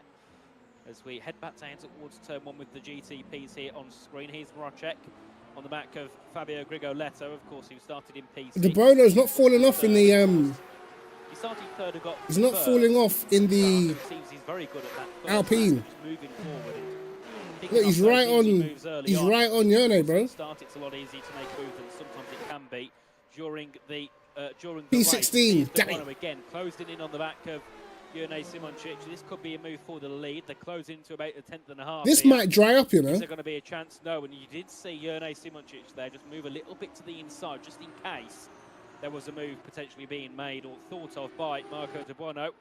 So as those two make their way down towards... These men need to get more ram, corner, for real. it's of course Grigoletto in third, Rocek They are struggle bussing.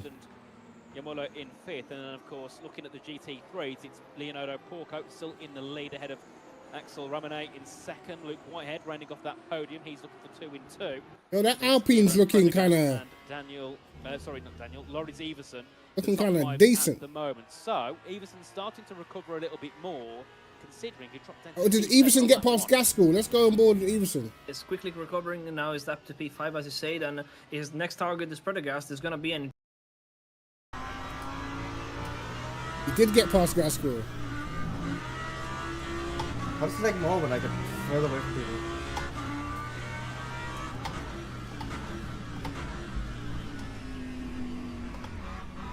Prenter right up behind Luke. Luke right up behind Romane. Wow, this guy's only got about 5 cars visible, bro. You can't even see the Porsche in front. Oh, there you go. Just about see him there.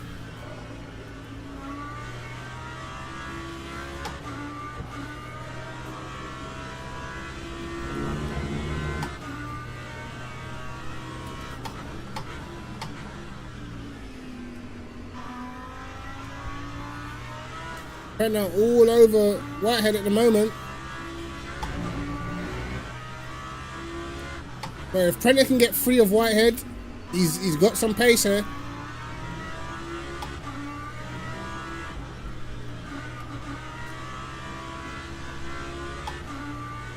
Yeah, Gaskell's seems to be falling off. See where I'm going. It's such all over the place.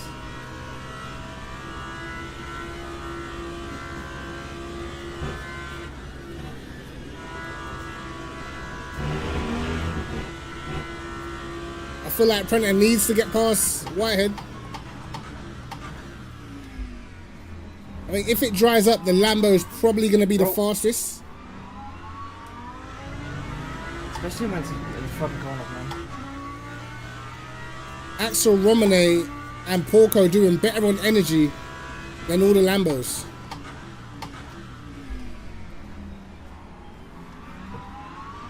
Interesting.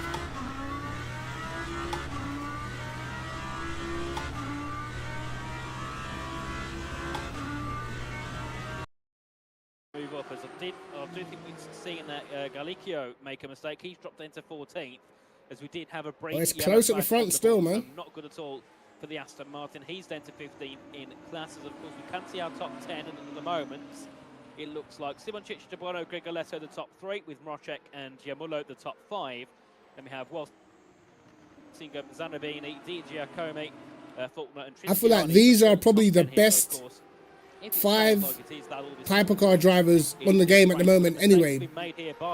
Probably you can add Team Redline to that as well. On the back of him as they make their way through Blanchimont and down towards the bus stop chicane. This could be a move. And maybe Henrik Gamble, he's pretty fast as well. The gap is just over 2 tenths here as they make their way down to the braking zone. Is there an opportunity? Not this time around. But give it another lap from Rocek, could be right on the back. And I rate Imulu though, because he's literally the only one really in that Ferrari, man. And of course, with what has happened there to Grigoletto, it's also brought Aidan Walsingham into the battle too. He sits P6 at the moment, so he could be looking. Oh, what happened to Grigoletto? Make some moves forward. Oh, I was about to say he's third. Nothing happened to him. 5 seconds back to Stefano Zanabini in P7. So the top 6 are looking quite comfortable at the moment. Rocek under pressure. Made a mistake, and now it's Dario Yamullo who's looking to close in and possibly make a move down towards the Lacombe chicane. Let's see what sort of run the Ferrari can get here on the Aston Martin. He's gaining him very quickly. No, he's not. He's in the slipstream. For Yamullo to make the move down towards Lacombe. Is he gaining in enough? He's going to have to go for a send if he wants the move. Oh, as you can see, wow, there, he got chopped across. Cuts him off, and it's still. P4 from Rocek, P5. Yeah, it's true. It's true. He is kind of forcing, but he's quick in it. I'm pretty much surprised that the Ferrari didn't have that much top speed to, even with the slipstream, to overtake in this condition. But I also have to say that looks like Alpine and Aston Martin are absolutely quick. Absolutely quick. So that's why Simon Chich has been able to defend. We need to go back to the GT3s, bro. Prenter and Whitehead are very close. And for Yamulo on Rocek, because Is they Whitehead have even streaming straight line speed. So Aston Martin and Alpine looks quicker on the straight compared to I don't think Yamulo he and is. Ferrari. Certainly, as we make our way back.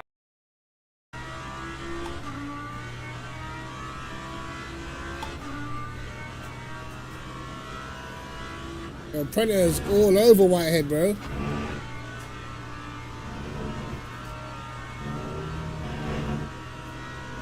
I feel like Everson is catching up a bit though. Whitehead with less energy than Prenter. Prenter's using the slipstream to save. That's probably the smartest thing to do.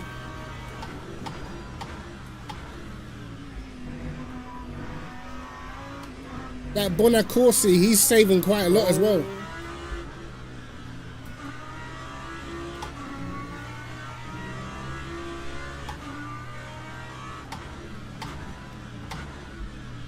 Yo, Errol, how you doing, bro? Let's check in on Dowking, see how he's getting on. Oh, he's stuck behind.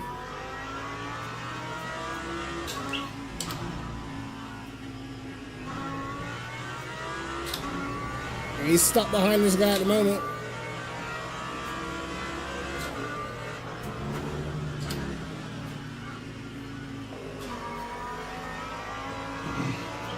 Alright. Go back to Everson. Oh my god. Bro. What is it with these adverts, bro? I don't want your Calvin Klein underwear. I'm not interested, mate.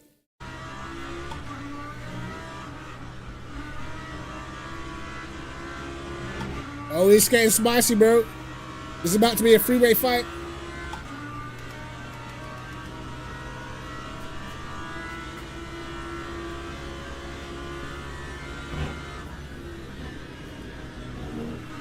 Whitehead looks like he's wide.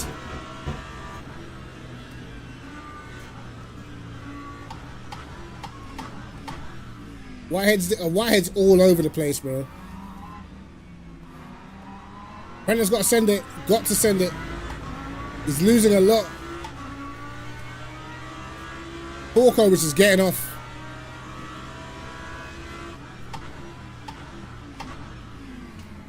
I got a feeling Whitehead's car is on lower wing.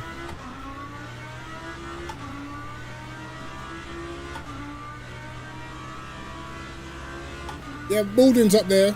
As I said, Team Redline. Oh! What a save. Fuck me, man. He's got to slow down too. 2 points? Oh, for fuck's sake.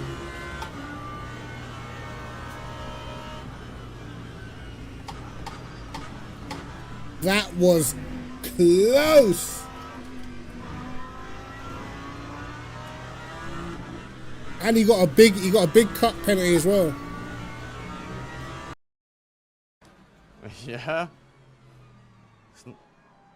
Yeah. The wet's going down though. It's not good for us. It's starting to dry out. How much slower we were in the dry because of our wing. I'm surprised how much Whitehead's struggling, to be honest. Maybe. He's really holding up Prenter. Porco getting away. Like maximum though. Yeah, but yeah. Prenter's got to send it. Absolutely got to send it, bro.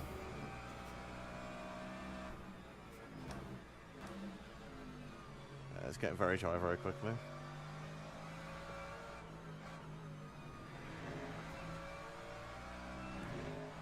If I was Prenter, I would focus on out-saving Luke. Honestly.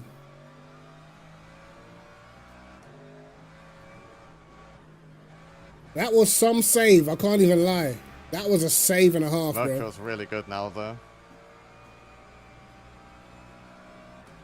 Yeah, so I'm gonna try and get past these two as quick as I can while saving. Oh, it's about to get spicy then. I'm on that track position if we're gonna be that much slower.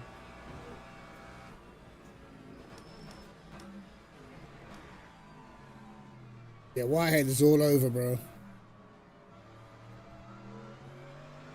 Brennan has to pass him, otherwise he's gonna come under attack. Porco doing the same lap time every single lap. 31.7. Oh! No, man. Jesus. Fucking ABS. That helped Brennan a lot right there. Sorry, Lawrence. It's a scum, Lawrence. How long do they stay out? I actually think now it's better to go to Holy dries. shit, we are so fast for a Rouge, by the way. It's better to go to dries earlier. Because of the grip. Because of the wing. Because it takes so long to warm up the tires, wing, bro. Compared to the Lambos, we seem to be... Yeah. Right. So he also is now under attack between the Porsche. Probably is not something not working for Iverson.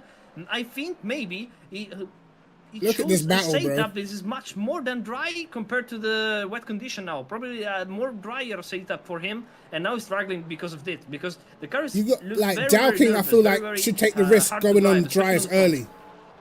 Because if you go on dries 2 laps early and you got the warm up, you can gain like 20 seconds, bro, easily. Possibility to go for a move as well. So it's one of those races where, because everybody is so close to each other, it's always chopping and changing. One lap you're Them dry tires are gonna be so cold. So you've just got to be wary when looking to make moves. You're just thinking, well, if I go for a move that could lose us time, who's behind to capitalise? Well, in this battle, there's a lot of drivers who are looking to move forward and capitalise. As we've got Jules Neal as well. Marocek past Rigoletto.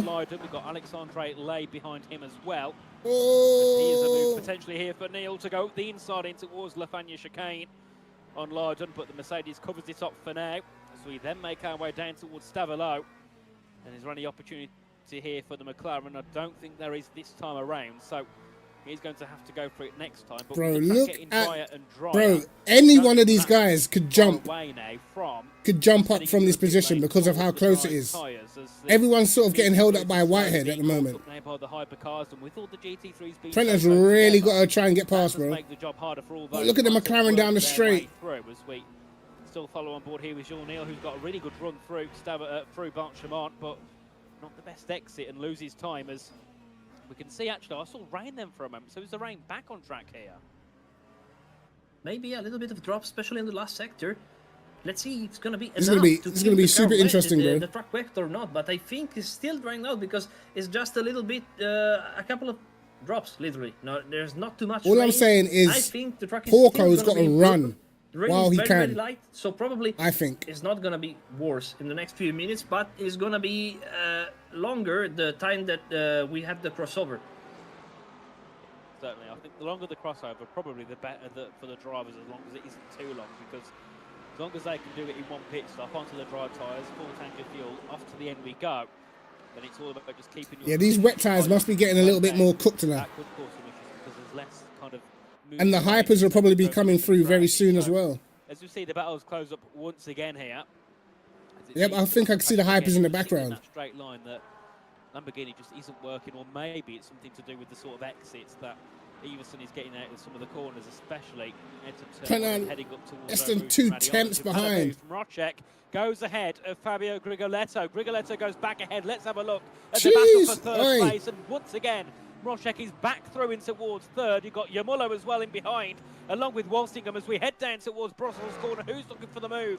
I'm trying to go around the outside, you know. Third here is Grigoletto. He's on the outside. Oh my God. David Rocek in towards No Name corner. He's got the inside line. He's going for the send. He has to back out, and that allows a Ferrari to close in and go for the move. Oh, and then catching down towards and then catching the GTs. The inside line? I'm sure that's going to be a bit of a daring move, but all of that is caused by the GT3s being caught up, and now this could make things interesting as they're trying to get through, and GT3s through in towards Pouon corner. Somebody goes off the track, and Yamolo's looking to go ahead off Rocek once again. unbelievable stuff. Now, with the laptop cars, it's going to be very, very tricky between these 4 drivers. I think Roach now Oh my a God. couple of tenths of advantage compared to his rivals. But behind, we saw also Walsinga have a big moment with another GT3 car. Almost lost it, and I think at least half a second. Is now a little bit more far compared to these 2 guys. And now Yamulo maybe has a chance to attack again. We were very, very close. He chose the inside line. It didn't work out. And now Rigoletto is bro, this is scary, Look bro. how much traffic there is. It's going to be very, very critical now. Let's go on board with Be quite something here. As, Gaskell while all this is happening. Hypercars looking to make their way through on the GT3s. And here we can see Yamulo fall under pressure here as we make our way back down. Porco's saving so much right now.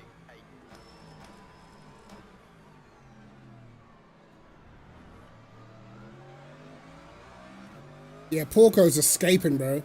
Look how much more he's got. Predator's actually doing pretty good. Romane could be dangerous. Oh! Oh my God. Oh my God. Oh my God! Dario Wow. and whoever just almost caused a fat crash. Yo, all the hype is just going on the grass, bro. Wow. Mate, that was the scariest bit of racing I've ever had on that bit of track. That was crazy, bro. Yeah, no, bro, he was 5 wide going through the fucking kink after I That was insane. That was insane. Yo, GG's for everyone for keeping their foot pinned, bro, but yeah, Whitehead's got no pace, bro. He's got no pace whatsoever.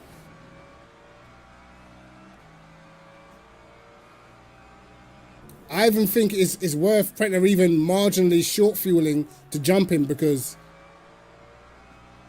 he's literally killing his race, bro. 7 seconds down the road, Porco is now.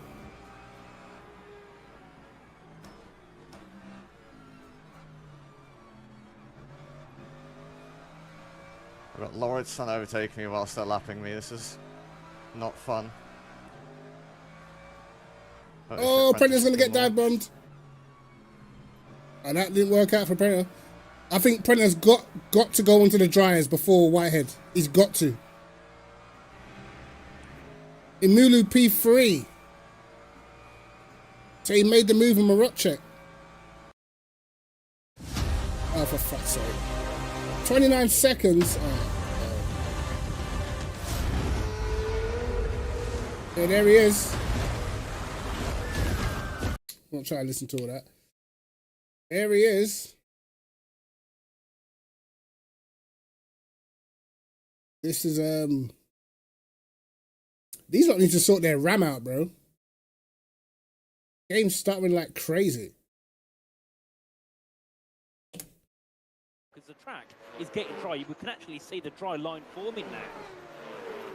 Yeah, probably they still need to keep this tire alive for a little bit, and they're gonna find a little bit of water, especially the hypercars probably on the front is gonna be very, very difficult now. Imulu doing pretty well, bro. I'm pretty much surprised. I expected to drive Simicic's getting off now. a little bit earlier, but look at the time remaining, 36 minutes. It's not gonna be a problem. The key point is not now manage. Oh, we have another yellow flag. I don't know exactly why, but probably the race direction we're gonna tell us about it if anything is serious. Looks like Yona's getting off. What's had a moment, but what's Darking doing? I think it's going to be a while before it's dry. It's very cold track and overcast. Saving some fuel. He's past the Ford, trying to catch the guys. I think Darking has to risk it, bro. He has to be one of the first onto the dryers, and he can make up so much. If you're the first one on, you can literally make up 10, 15 seconds. So let's see. Terrorist. He just sent me from into no name from like 3 tenths back. What? Why?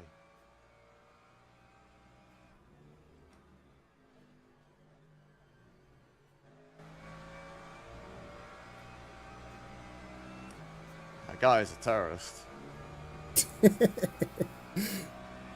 Francesco something, Justin.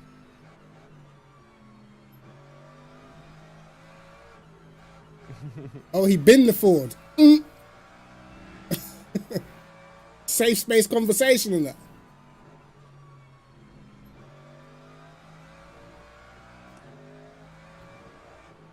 Oh, this is Prentice's chance, bro. He's got to get a run. Bro, Porco is gone. I don't know, because every time I get close, I get harassed by a hypercar.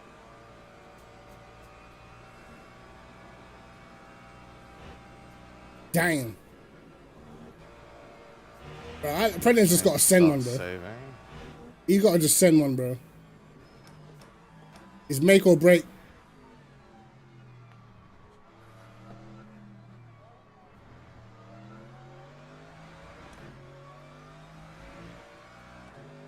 Look, other people are out saving. Like, that guy in the Porsche behind is a problem.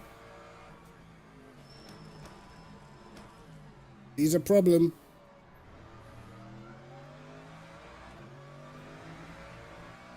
I feel like Whitehead must have lower downforce, bro. That's what I think.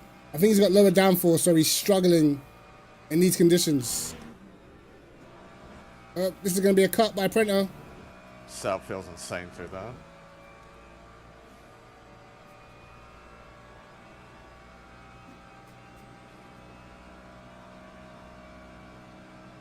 Yep, Whitehead's definitely got low downforce, bro. Definitely.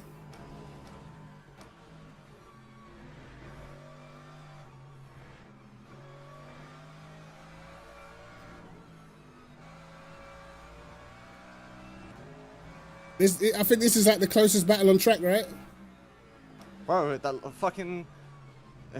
Lawrence keeps fucking flashing. It's really annoying. I know Hypercar is past them, but... Yeah, stop flashing! I know you're there! You bozo. No, I thought he was going to send that for a second. That's the Hypercar. He's flashing and he's literally up Kieran's ass. What can Kieran do about it, bro? Some people are so... Yeah. But he was flashing. Like, he looked like it was coming from Lawrence's car because the lights go through him. Some of these men are dangerous. It is. Yes, it is. No shit.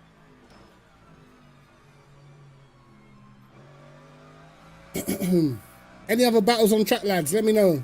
Yeah, sounds about right.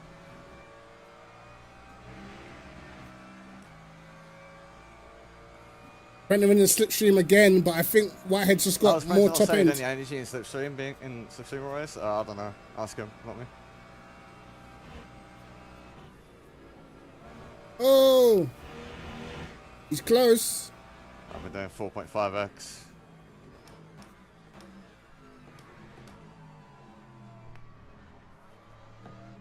Yeah, Whitehead's proper struggling, bro. Yo, Porco is... He's getting off. He's gone.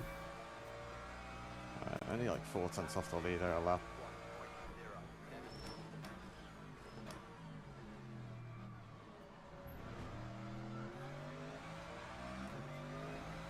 Alright, let's go back to the mainstream for a bit. Try line is forming, by the way.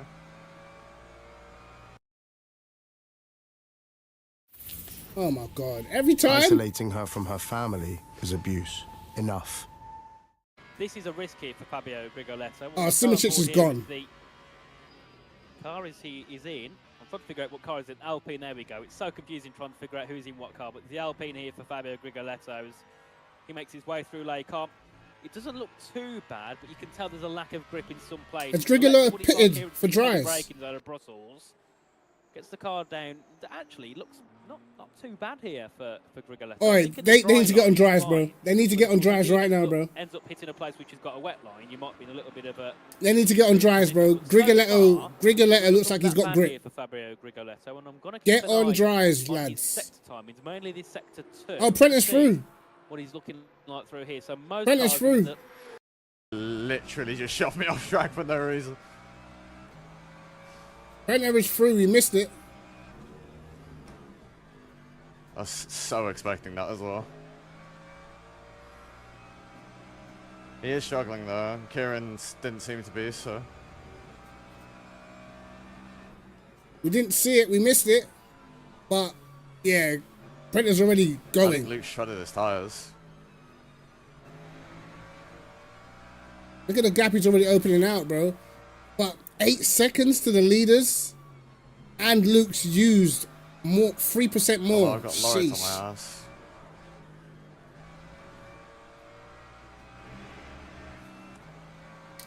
I'm saying Prentice's best bet, bro. His best bet is to pit early to close that gap. I'll be honest. Oh my God, Luke's got nothing. He's cooked.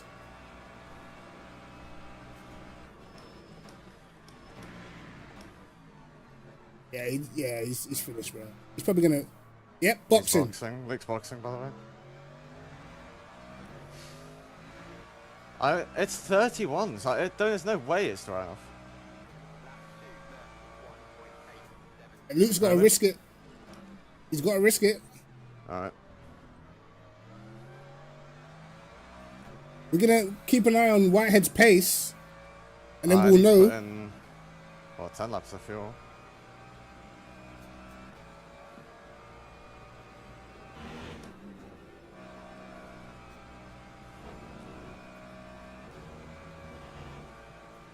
$31 was cut off in dailies. Okay. Alright, if that's the case. I mean, are we changing wing? Yeah. That's a good point. Let's have to wing it without it then. This is going to be interesting. 40%, 48% need to. How much fuel will these lot need to? I think they're going to need to refuel. They've only gone past the halfway stage, and they're definitely too light on fuel to box without adding fuel. I think I'm going to go one more because I'm still going green. Marius, if you're in there, brother. That's a 60%, yeah. I reckon these man need to box.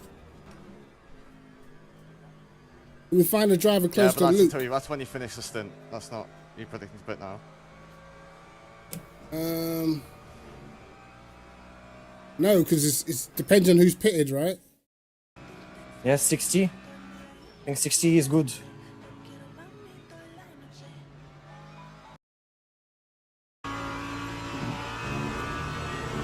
Alright, Dowking is. We should be able to see his lap time through Barrier Dowking. is taking 60%. Barrier's pitting as well. Nah, he's getting ready for it. I'm not sure if this lap or next lap. It looks wet offline, but Luke's gonna have warmed up those tires a lot faster, bro. 65, get in the middle. But Luke's definitely losing time at the minute. But they're all gonna lose time. Once they all go into them mediums, they're all gonna be slow. And Luke might be able to get them back on the warm-up. Yone in the pits.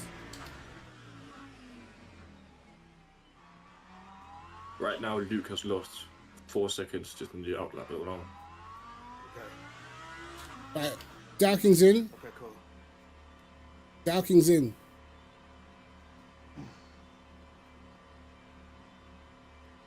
Barrier's in as well. Drives, man.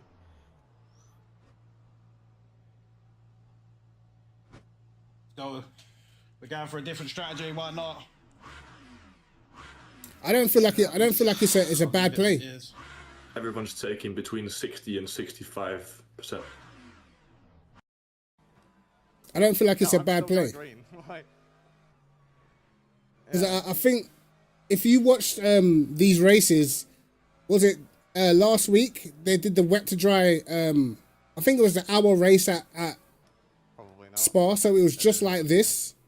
The people who pitted earliest to put the dries on, they gained a lot on the warm up afterwards. You know, so you can't ignore how much time you gain on the warm up. So we'll see. Yeah, they are. Darrow's in the lead.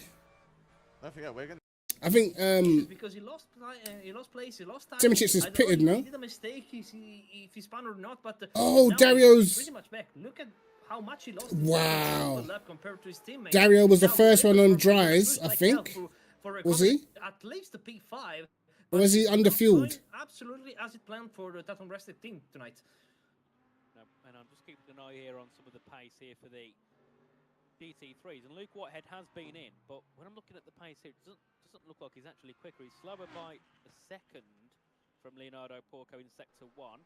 Last lap around he was like a second slower in Sector 3, sorry. So I'm not sure what's happening here for Whitehead, but it doesn't seem to be going his way too much. Man said some serious bro stare. Leonardo Porco heads into the pit lane. Porco's still going, but he has a little bit of a buffer, right? Second, Prendergast now up into third, but of course they'll all swap and change once they all head into the pit lane. So interesting here to see what's going to happen for Whitehead, who's been into the pits, and of course he's not really gaining that much on the leader. So certainly create a bit of a. Is Whitehead come up behind barrier? Oh snap! Trying to come in. Whitehead's out behind I'm barrier, beginning bro. to believe. Barrier's probably nailed the right lap, you know.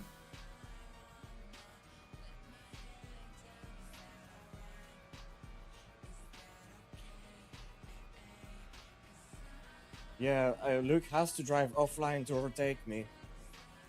So I'm betting on this. Look at the warm-up difference. You see that? You see the warm-up? You see how much faster he was through that corner? Oh. Yep, fucked Full it. ABS. Full ABS. Watch how fast Whitehead drives away now. Watch this. This is what I was talking about, bro. I was too greedy. Dario is a dirty driver. I'll be honest, bro. When it comes to esports events, bro, they're all pretty dirty. No one ain't gonna let you pass easily, bro. We just saw the last part. Yamulo had a little bit of a snap, and he has to move on the left side on the asphalt, but outside of the chicane. So maybe he need to give it back again. I'm not 100% sure. Went round the outside. Almost lost it. Wow, they all had to go off. There went, I think it was Francesco Riello, had to avoid action there. Otherwise, there could have been contact with himself and the Mercedes GT3. As he is Yone Simončić, who's Yo, Zach. looking to go up into second place. And of course, he's been held up here by Francesco Riello, and that is not what he needs when he's trying to fight for the lead here with Dario. Remember, these are on dry tyres, having to go offline, bro. Three cars, they found a group of them here as they head down towards Brussels corner. And this is really bad now for Yone Simončić, who's got to breaking on the wet. drive to the inside to go ahead of Riello, who's hanging it out wide all the way through, and I think does concede that one in the end. So into P2 goes Yone Simončić, and then a little. That's Whitehead. Look at the gap Whitehead's opened out on that P3 spot, but the gap on barrier already. Between the top two, will be great to see what sort of fuel those two are on to see if there's any. Oh, Milu's wide. Yamolo and Simončić, of course, Simončić went in a little bit later, so maybe he's got a little bit less in that Aston Martin. This one right here, bro. This is a top championship on enemy. And then, of course, in the GT3 category, the lap times I think are starting to get a little bit better now for Luke Whitehead. Now he's getting a bit used to the. All right, let's go back. I expect Yone will probably catch him. Increase that pace a little bit more, but then again, he's 2 seconds off in one sector from the back of Leonardo Porco. So we do see a few more of our GT3s in Everson, the first one. All right, this is going to be interesting, bro. Very, very slow, especially in the second sector now. As Prenter close to 6 seconds of the lead. It's not just working on the car, or he was too early. Bro, Prenter needs to pit, bro. He's going to be cooked on the warm-up. Out and compare the times, because I'm pretty much surprised about his poor performance right in this moment of the race. Probably we need a comparison, and now with the other driver like Gaskell, I think also had the. He's letting Whitehead get his tires too warm, bro. Whitehead was struggling for some reasons, or actually is not the right moment for the dry tires on GT3 cars. Keen to see what happens here. Is we do have Luke Whitehead on board now as we head our way out of La What's the gap? Rouge and Ralliance. It's P12 in class currently, but I believe everybody, Alright, Prenter's going for the alternative. Ahead of him, so he will go to. Where is Romane? Oh, Romane is quite far in front of Whitehead, actually. Romane 20, almost 17 seconds. The same strategy for Something like that. Really good for him potentially to move his way up the field. As here we have Wow. looking to go through, as well as a couple Bro, more. they're all over. Rigoletto as well looking to go through. So a move's actually been made for P4 here. Everson's jumped Gaskell, I think. And then he's Walsingham on inside. of David Rodchek for third place. Walsingham who Oh finished my third God. in round one. He's looking to go and take another podium here in round two. Goes ahead of the GT3 and moves up into third place. A brilliant move. And Rigoletto nearly taken at the back of the Lamborghini. Walsingham out of nowhere, top three. P1 corner, but now it's Aidan Walsingham into P3 once again. He ran Yanni off the track. That we're seeing, but I would like to see. There we go. I have a question in my mind. Oh my God! I don't have time to ask my question because Simic is now very, very close on Yamula again. It's gonna be the battle for the lead, and this is for the win. Looks pretty much quicker in this part of the circuit. Let's see if Yamula with the Ferrari can manage to keep him behind. It's not gonna be easy. 19 minutes for him to keep him behind and get his. You can see the dry line now. Absolutely a fantastic. Oh my God! Aggressively on the curb is gonna be a little bit wide. Luckily, he managed to recover without any big drama, but he's pushing. I'm pretty sure he's pushing, and look how close he is to the 499p. Oh, Schiane is retired from the race. What a shame for him. After running up in the top 10, he qualified third. Chris Schiane's out with 18 minutes to go. It's a DNF for the Italian. What a shame for him. Was on bad turn one, but he managed to actually pull a gap. What the?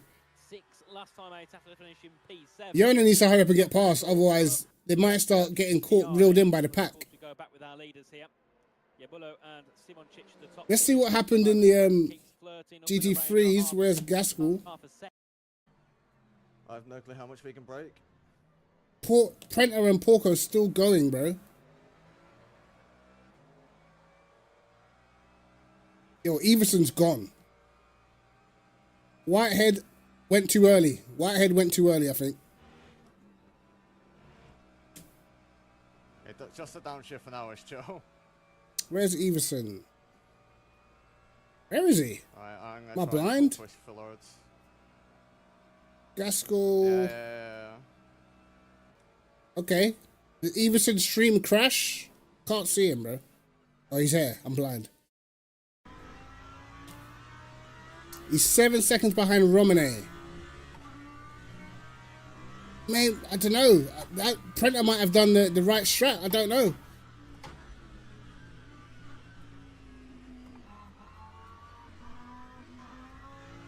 Everson with a lot less virtual energy, man. He's got to save, I think. He's got 8 laps. Actually, maybe he's perfect on energy. Who knows, bro? But I'm sure the cars are going to get quicker as it dries out more.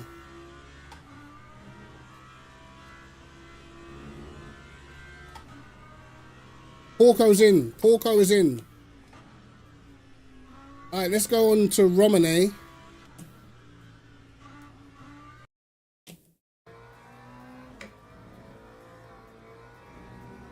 Okay, Prenter's in the pits. Where will he come out compared to Romane? Remember, Prenter's going to have to warm up the tires. Ils ont pit un tour trop tard, mais moi j'ai pit un tour trop tôt. Je pense.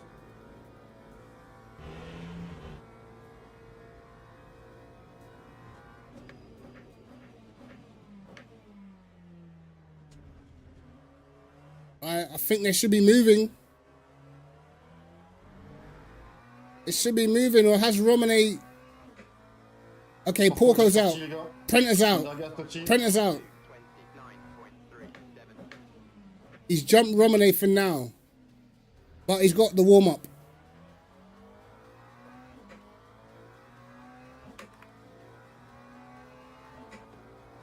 Who was that?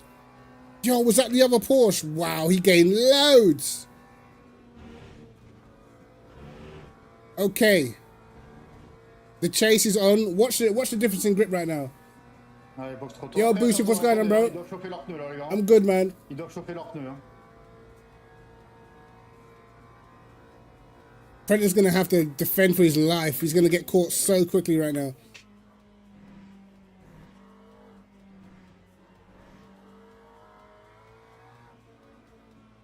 I think Porco might be safe in the lead.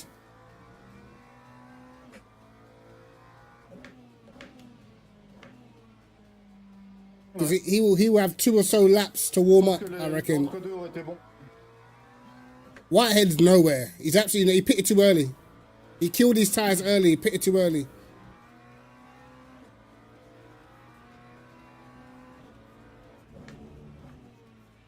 There's a difference in warm up though. Look how much more grip he's got. Got to force him offline. Yep, smart. That was smart. That was smart.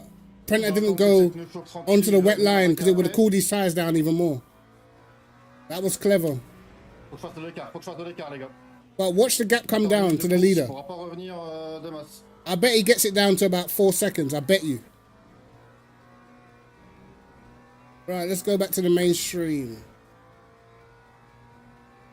Those two will not continue. The top 11. Yerne's still Walsingham catching like crazy.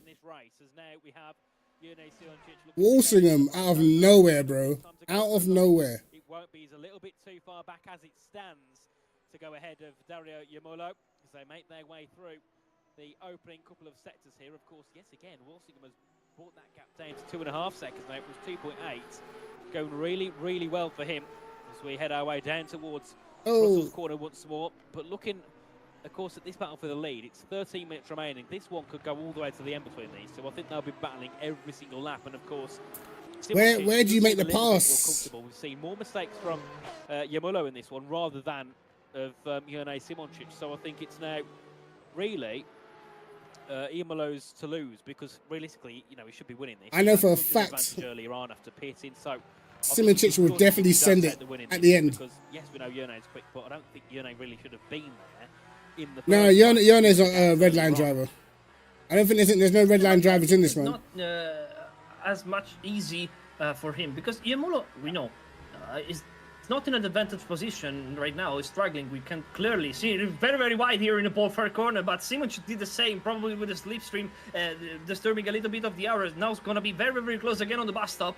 But we saw also in Qatar how much of a good defending skill Yamulo has. It's going to be very, very difficult for Simoncic to make the move. He have to make something clever. He have to make something that the 51 driver, the 51 car can't.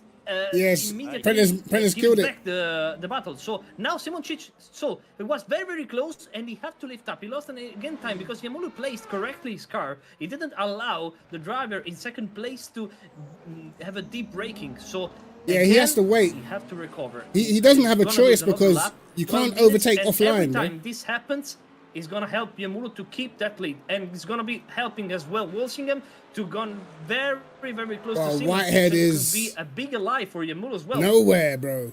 Yeah, we've got lots of battles happening in the GT3 class. We've got Dipolito, Hannah, Luke Whitehead are all involved. I think then ahead of them it's Bonacorsi and Thomas Lydon. So lots of battles going on here in the GT3 as Lydon looking for a bit of a send. It's in towards. That's the issue. No one can overtake offline. Whitehead down to 10th. To 9th place to get ahead of Alexander Hahn. Of course, ahead of him is Guido Dipolito as they make their way through. But what can Whitehead do? You can't drive offline. It's wet. Cool the tyres down. Alexander Hahn now on the outside of the Ferrari in the Porsche. Can he get that move done in towards Boxamon? Oh, this is brave. Yo, this is brave. Yes, he is. Whitehead is also on the outside, making their way through. He had to back out. What move? Never going to make that move, and now we can see Whitehead. As well there, looking for it. It's 3 wide in towards the bus stop chicane. Whitehead's on the outside right. Oh my God. With the 72 Yo. Make their way through the corner. And out of all of that, it's cooked for White. Contact, and there's a spin around. He made a bit of contact after a bit of a slip on the throttle, and he loses spots. And then once again, Lydon has got that move complete, goes ahead of Alexander Hanna. No way. P6 now for the Polish, for the Polish Prenta driver. P2. He makes his way out of turn 1. Does he pass? Romley must have. What the hell? What a big shame about the contact. Very unlucky. What happened? What the? Romney must have made a mistake. It's going to be a tough battle as well for this point. Is one. Yo, Prenta is catching. No. Vibre un peu. He must have made a mistake, Romney, bro. Last lap was a 2 minute 32. Yeah, vous avez vu, en direct, j'ai mis 2 roues sur la partie mouillée. Pam, ça n'a pas loupé. Hein. Putain, j'ai pas assez d'expérience dans ces conditions.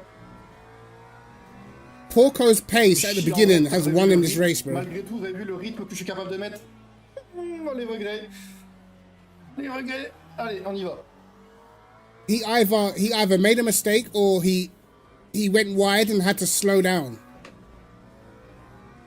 He might have like cut El Rouge and Radion and had to completely back off. Pas besoin de ça, les And now Prenter's going to be a lot faster. Le P2, c'était magnifique au championnat.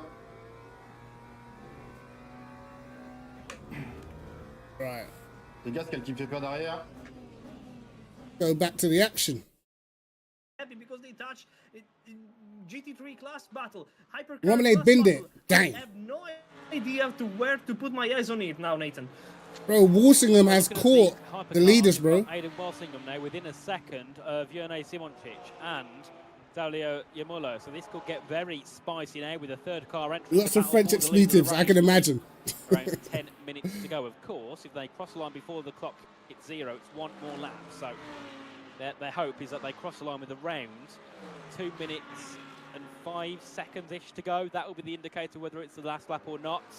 As here is Lorenz Everson, who of course... Imagine if Prenter never got that penalty, bro, he'd probably be leading this championship if the race finishes the way it does. Second to Axel Ramanu as they head their way through in towards the bus stop chicane. We've got a yellow flag. Somebody made a mistake somewhere. Oh dear, that was Imulu. The GT3's in the way. Oh, this is a battle for the lead, and oh my god. Aiden Walsingham is on the outside now of Jurnej Simoncic. This is a great battle. Oh my god, bro, there's no way. There's another car coming through as well. It's David Mrocek. He's looking to file through. He goes wide through Blanchimont corner.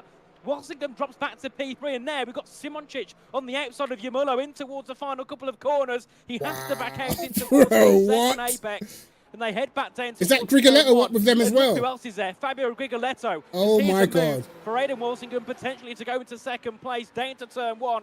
Oh, he's on the outside line. He has to go all the way around. Wow. The outside here to get ahead of Jurnej Simoncic. It's going to be side by side. There's contact. Wow, as if they he pulls make that their way off. out of La Source, it's up towards Eau Rouge and Radion. Yeah, he got hip checked. Jurnej Simoncic once again seems to keep that one. He got hip checked. P1 is still Yamullo, P2 Simoncic, and P3 somehow is still Aiden Walsingham. That was insane. I think Simoncic is going to be absolutely furious because Yamullo had a very, very aggressive defending move. Yo, Mulu is getting elbows out, bro. Ahead. He moved very, very on the late minute, on the late second, and probably Simoncic have if to... If Jurnej gets past, everyone's going to get past. Watch. In weight collision with Yamullo is very... I know Prenter's flying, bro. Flying. And he will have the straight line speed on the Porsche as well. It's just a war. That Porco is probably shaking right now, bro. Single millimeter more than is expected. And look now, he had a little bit of a moment. They touch again, and he retakes the position on Mrocek. I think Walsingham did a little bit dirty there. Well, I think that one could certainly head to the steward's room. It was a bit of a tap, and it was a pass through there for Aiden Walsingham. As here goes Fabio Grigoletto. P5 currently has pretty much been quiet for the past 15 minutes. He's now up into the battle for 4th place and looking to go ahead of David Mrocek as they make their way through the chicane now. Back down towards Stavolo. And of course, it's still Yamullo in the lead. Role-playing Gandalf, you know. It's a second now back to Walsingham, another second and a half back to Mrocek. Bro, that last lap was crazy, bro. Within a lap, back up to 3 seconds between all 5 of them as we... They've got a little gap now. Uh-oh. They're catching quick. And the gap's 3/10 between these two as the GT3's in the way. Oh, dear me. This Send. Get close again. Oh, he had to straighten the wheel. What are you doing? Into the corner. Oh, and Simoncic gets caught up bro, in that one. He's lost Simoncic is so clever, bro. 3 wide with the GT3 cars as well. Did you see that? Did you see those reactions, bro? Did you see him straighten the wheel not to get took out? Yet again, P3, 4 and 5 all so close together. What the hell? Mrocek and Grigoletto behind us now. Grigoletto's got to run. Mrocek's got the move ahead of Grigoletto, who's got the move ahead of Aiden Walsingham. Bro, unbelievable. Crazy. He's been very, very lucky in that situation to escape everyone because I think it was a Ferrari in a GT3 class at that moment on the bus stop. Can Simoncic close that gap again? The car that he has the moment, and he literally they got traffic though. To create a 6 wide on the main straight between GT3 and hypercars. Now Mrocek is up to P3. I think Simoncic has got to get aggressive, bro. A couple of places, but Grigoletto is very, very close to the Aston Martin driver. He's gonna try to get at least the P3. Is gonna be a miraculous recovery drive for him if he manages to overtake Mrocek.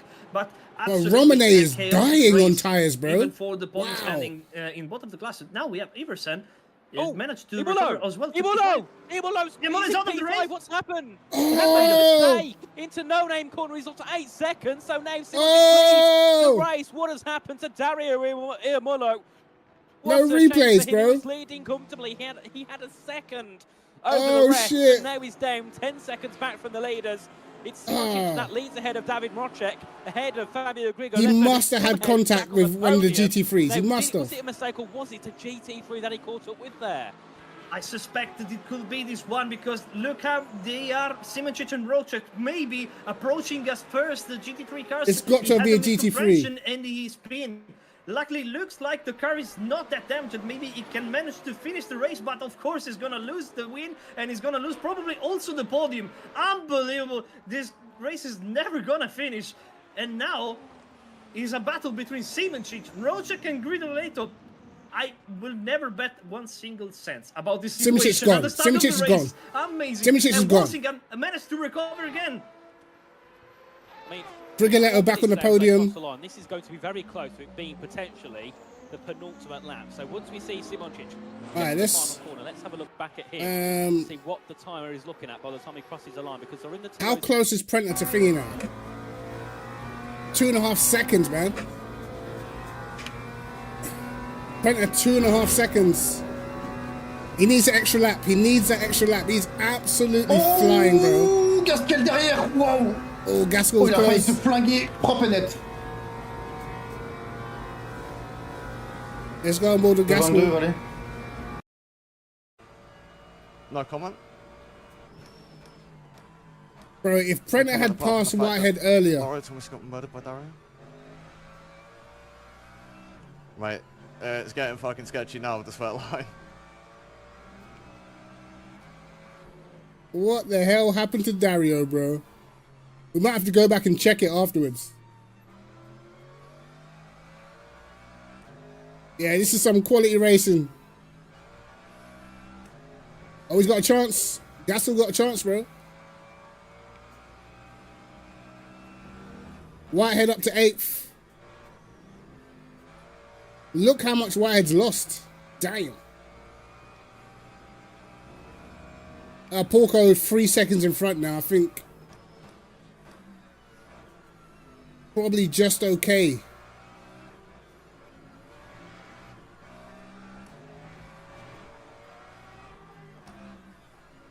Oh! That is some sketchy business. Jesus Christ, bro. Prenter needs an extra lap. With hypers? Nah, ain't it, Chief? Prenter needs an extra lap. Everyone's good on fuel, I think.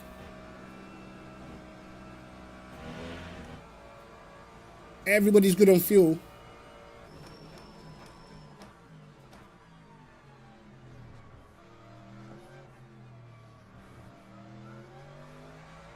I don't think he's going to get the extra lap though, is he?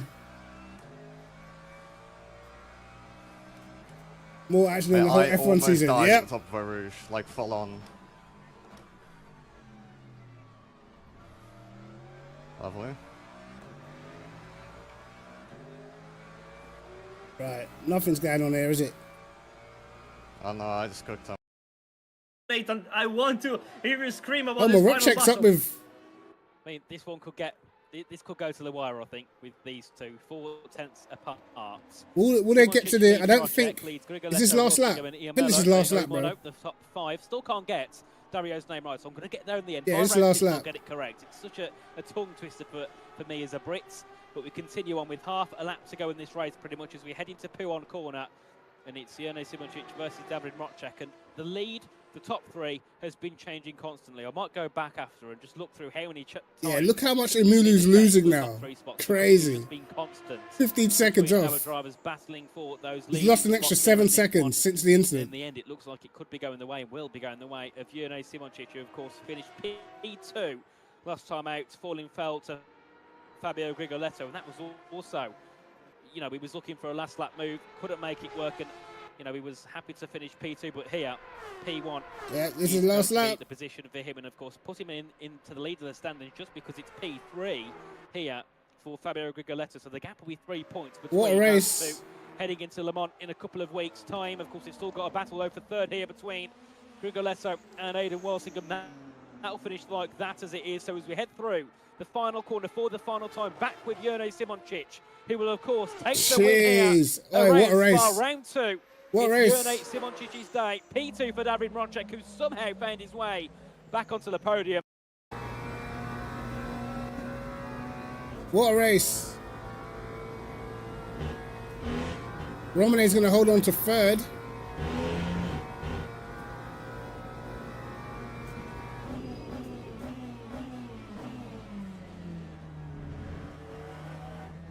Prenter, fastest lap of the race, the last lap of 21.4. Absolutely flying, bro. Vamos! Yeah! Woo! Hey, Romanet's happy with that. It's a good result, to be honest, man. Leiden does a 21.4 last lap as well. So does Barrier. Wow. Oh la vache! La chatte, en vrai. What a race, bro. What a race. La chatte. Zéro training, les gars. Qualifying, an amazing pole position, 7/10 quicker than anyone else, and it was probably the only. Let's have a look.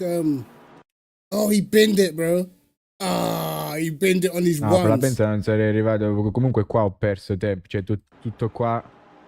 Tutto questo è benzina che ho perso. Poi anche. Bro, that's the worst way to go out, bro. Benzina ho perso. Probabilmente non sarei arrivato prima. That's the worst way to go out, bro. Yeah, Prenter had an amazing race. C'era tutta benzina e virtuale che ho perso. Vaffanculo, non so neanche Oh, come man. cazzo ero lì con It's a pity because he was the cork in the bottle, you know. He was the one who was making it all close behind. Cioè, l'ho perso. Yeah, bro, it's wet out there. It's wet out there, brother. Oh, gone.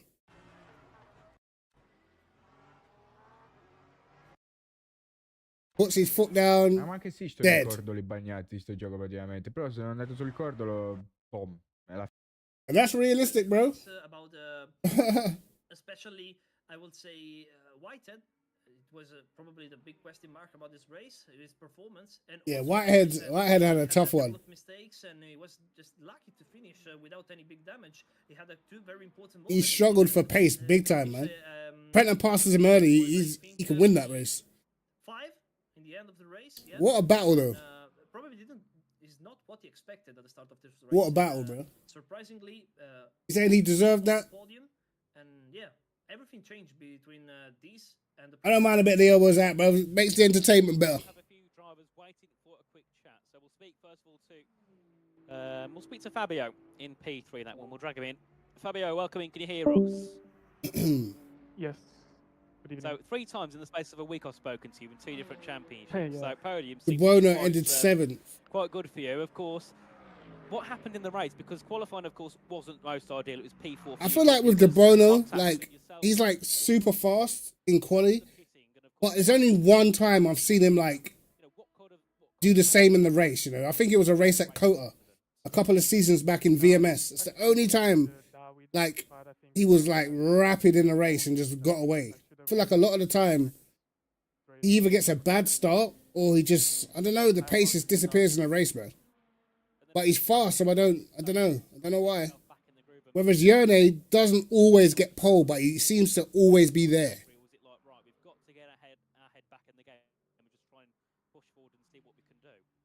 No, I just saw Dario that was driving a bit slowly because he hadn't the extra lap like me. So he was driving a bit under his real speed to don't get the extra lap. And we managed to get everyone packed up. What a good race. Then a bit of chaos happening. Like, usually we say absolute shame. There was a lot of chaos in that race, man. So basically, he's saying that Imulu was driving slow, so they didn't get the extra lap because they didn't have enough fuel for the extra lap. So he was trying to back everybody up, basically. as it stands, do you think that the Alpine will be fine to head into the new tyre model, or do you reckon that for everybody it could be a possible change of car? It's an unknown. We will see when the tire model will come. Yeah, let's see what happens when the tire model does come out, man. I think the tire model's only for the hypers and the LMPs, right? Enjoy that one, and hopefully we'll see you again next time in Le Mans. So have a good I evening. don't feel like they're changing the GT3 tire models again. And next, I think we'll drag in David Brocek. Andre, would you like to have a quick chat with David? Of course, David. First of all, massive congratulations about the podium, as well as a thing. First of all, can you hear us correctly? Just to be sure. Hi, yeah, I can hear you very well. Okay. So congratulations, as I said, it was a very eventful race, a little bit of a roller coaster. What a race, bro! And I just want to sum up everything happened because we had the first part. Literally, we have two races in one. The first part with a wet track and the second one with a dry. You've been pretty much competitive out there in both of the conditions. Right. We had a little bit of up and down in the standings, but in the end, did you expect to finish in P2? And maybe in the last lap, you would think you can have a chance to get the win or not? Yeah, man. Yeah, so Brennan was flying, bro. Brennan was absolutely flying. Like half of the race was basically on the dry track or like damp track. If he would have managed to get past Luke earlier, yeah, he would have easily caught Porco. Because Porco, what I'll give him credit for is he got in the laps at the right time, bro. That lap, his quali won him that race. Like getting that lap in quali straight away won him that race, bro. Because normally you wouldn't really expect him to be fighting for wins. You know, he's decently quick guy, but fighting for wins, normally you'd think nah. So I mean, it was pretty amazing. I think it was at least a decent goodbye to this. Well, at this point it is it's current, but at this point it is old tire model, and I think on the new tire model we wouldn't be able to fight as hard as we were able today. So I mean, it was I think we did. Yo, anyone getting that? All of us, like top 5, we all did.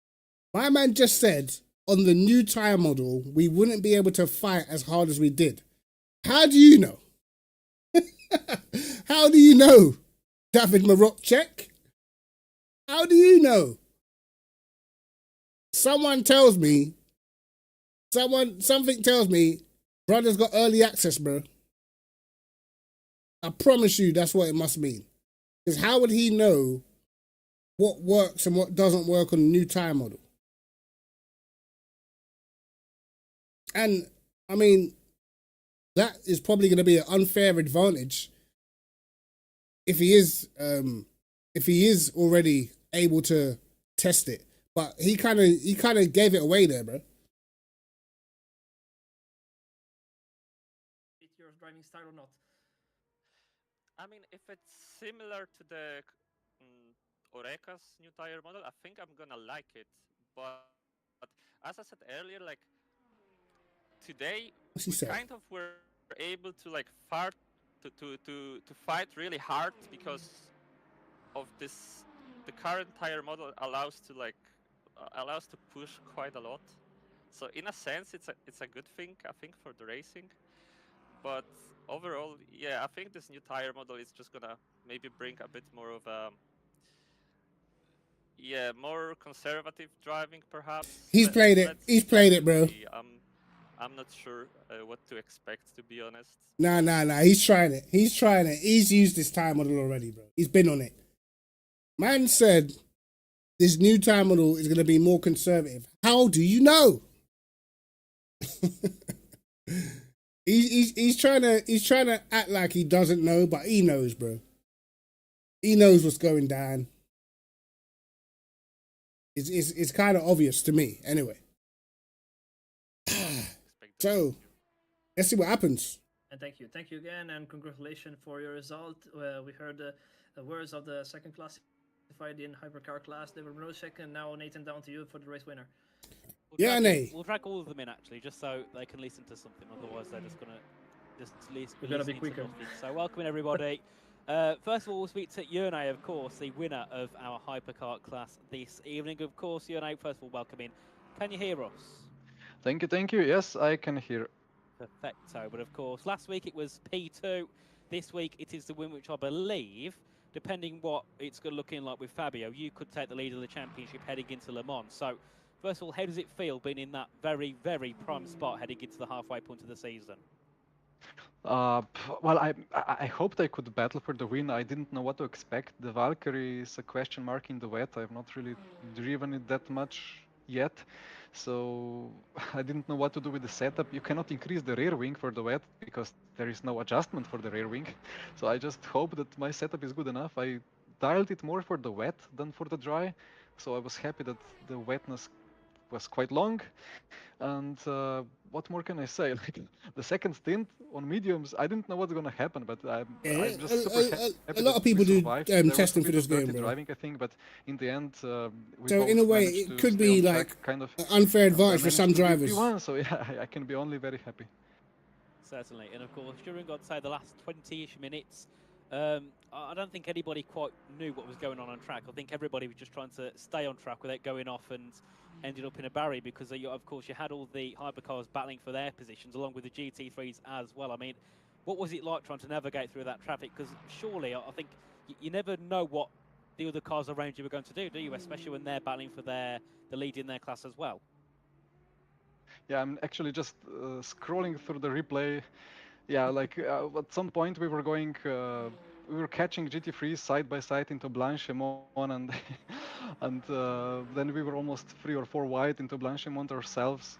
I don't know what to say. Like in the end, it just ended much better than expected. But it was super stressful to just stay calm, like keep getting squeezed out of track on exits by Yemolo, but like I'm a bit salty about that. But all right, no big deal, no damage done. So it wasn't easy, but it was in hindsight super fun. Yes, indeed. I can imagine it is looking back at it, but I don't think it was in the moment. I think it was probably very, very stressful. But of course, next time back we head off to Le Mans in a couple of weeks' time. It's a 3-hour race, so it's Le a lot Mans, longer than what we've had. 3-hour race next time, season. lads. I mean, how are you normally with What's those that, in 2 longer weeks? style races? Are you better kind of just getting in and focusing for 3 hours, or do you prefer those kind of more shorter sprint races, I suppose you could say? Well, I mean, for me the race starts after 2-3 stints. Before that, it's just some like sprinting and emotional show of raw pace, but the proper long runs and the proper racing and the strategy starts after, well, after an hour or hour and a half at least. So, I love the longer races for sure. Certainly. Well, of course, we hope to see you on track again in a couple of weeks' time. So once again, congratulations on the win, and hopefully we'll see you again next time in Le Mans. See you at Le Mans, thank you. And next, Andre will bring Kieran in to have a quick chat with our Printer in the GT3 category. And hopefully this time, Kieran, you actually get to keep that podium. Yeah, I mean, to be honest, if we had kept that podium, we probably needed the championship now. But yeah, a good race today. GG's to Porco as well. Was trying my best to catch him at the end, but he did really well to sort of keep up the pace and stuff. But overall, good race. I just like to ask you a couple of questions about the race. The first one was we saw a lot of drivers struggle a little bit to find the right moment to go to the pit and change the tires between the crossover condition. What was the moment that you find, okay, now I have to pit? What was the sign to stop and change the tire? What did you feel on the car? Did you call both poles and win? Everyone's pace around me to start off with. I knew that obviously pitting later would obviously cost you against the guys that had pitted for dry tyres, but I was keeping an eye on the pace throughout the field, and then decided to, make the pit stop when it. Prenter's pace so far has been on form. Came to it in the as championship. well. Made sure that I stayed within the track limits going in and going out as well. So I did check that before after the race as well, just in case. But yeah, all good. It's a little bit of a payback for you after the disappointing post-race penalty in last race in Qatar. And what are your expectations with the Le Mans track? Of course, we discussed about it. It's going to be pretty much different, everything. But first of all, the question is, do you actually like the Le Mans circuit and you expect to be No, quick he doesn't. as long as the fetch gonna change maybe something? Yo, Michael, Yeah, how you doing, I bro? expect the pace to be just as good as today in Le Mans. We It's just finished, being consistent, putting in the work. We finished 5th, bro. We should have been 2nd. See out the But for, you know, getting took out in the last stint, we would have been 2nd, bro. Just have to. We ended up 5th because our tyres were literally on the out lap in our last stint. Jules Neal took out Dowking, spun him out, and yeah, ruined the tyres for us. So we end up, of course, struggling on tyres till the end. Winner of the GT3 class today, of course, Leonardo. Welcoming, of course, last time out in Qatar, it was P9, so a big improvement, taking the race victory. I mean, qualifying first of all, we knew everybody was going to struggle with the conditions, but you managed to put a lap which was 7/10 better than everybody else. Let's hear Porco. For the wet conditions, or was it kind of just like you managed to get the perfect lap at the perfect time? I'm not speaking English. Andrea. Okay. Yes. Can you repeat to me the question, Nathan? I was checking the data about the race. So what did you have, Leonardo? With the P1, of course, better than in Qatar, but was it kind of you had the good pace in the wet already, or was it just getting the right lap in at the right time? Ah, ok. Allora, innanzitutto, ciao Leonardo, che è tanto che non ci sentiamo. Mi fa piacere. Allora, la domanda è semplicemente, a parte comunque la differenza del risultato tra Qatar e questa gara qui, insomma, la domanda vera e propria è anche per il giro in qualifica, insomma, se c'era quel passo, se probabilmente ti sei trovato anche al momento giusto, nel posto giusto, anche perché poi comunque la performance in gara direi che è arrivata, ma la differenza comunque in qualifica... Obviously, we're not going to understand a word of what they talk about. So, lads, what do you reckon? That was a heater. I can't lie. That was actually a heater, bro.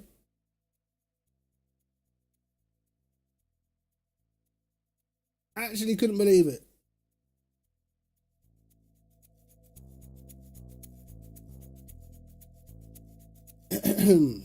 So next one is in 2 weeks then.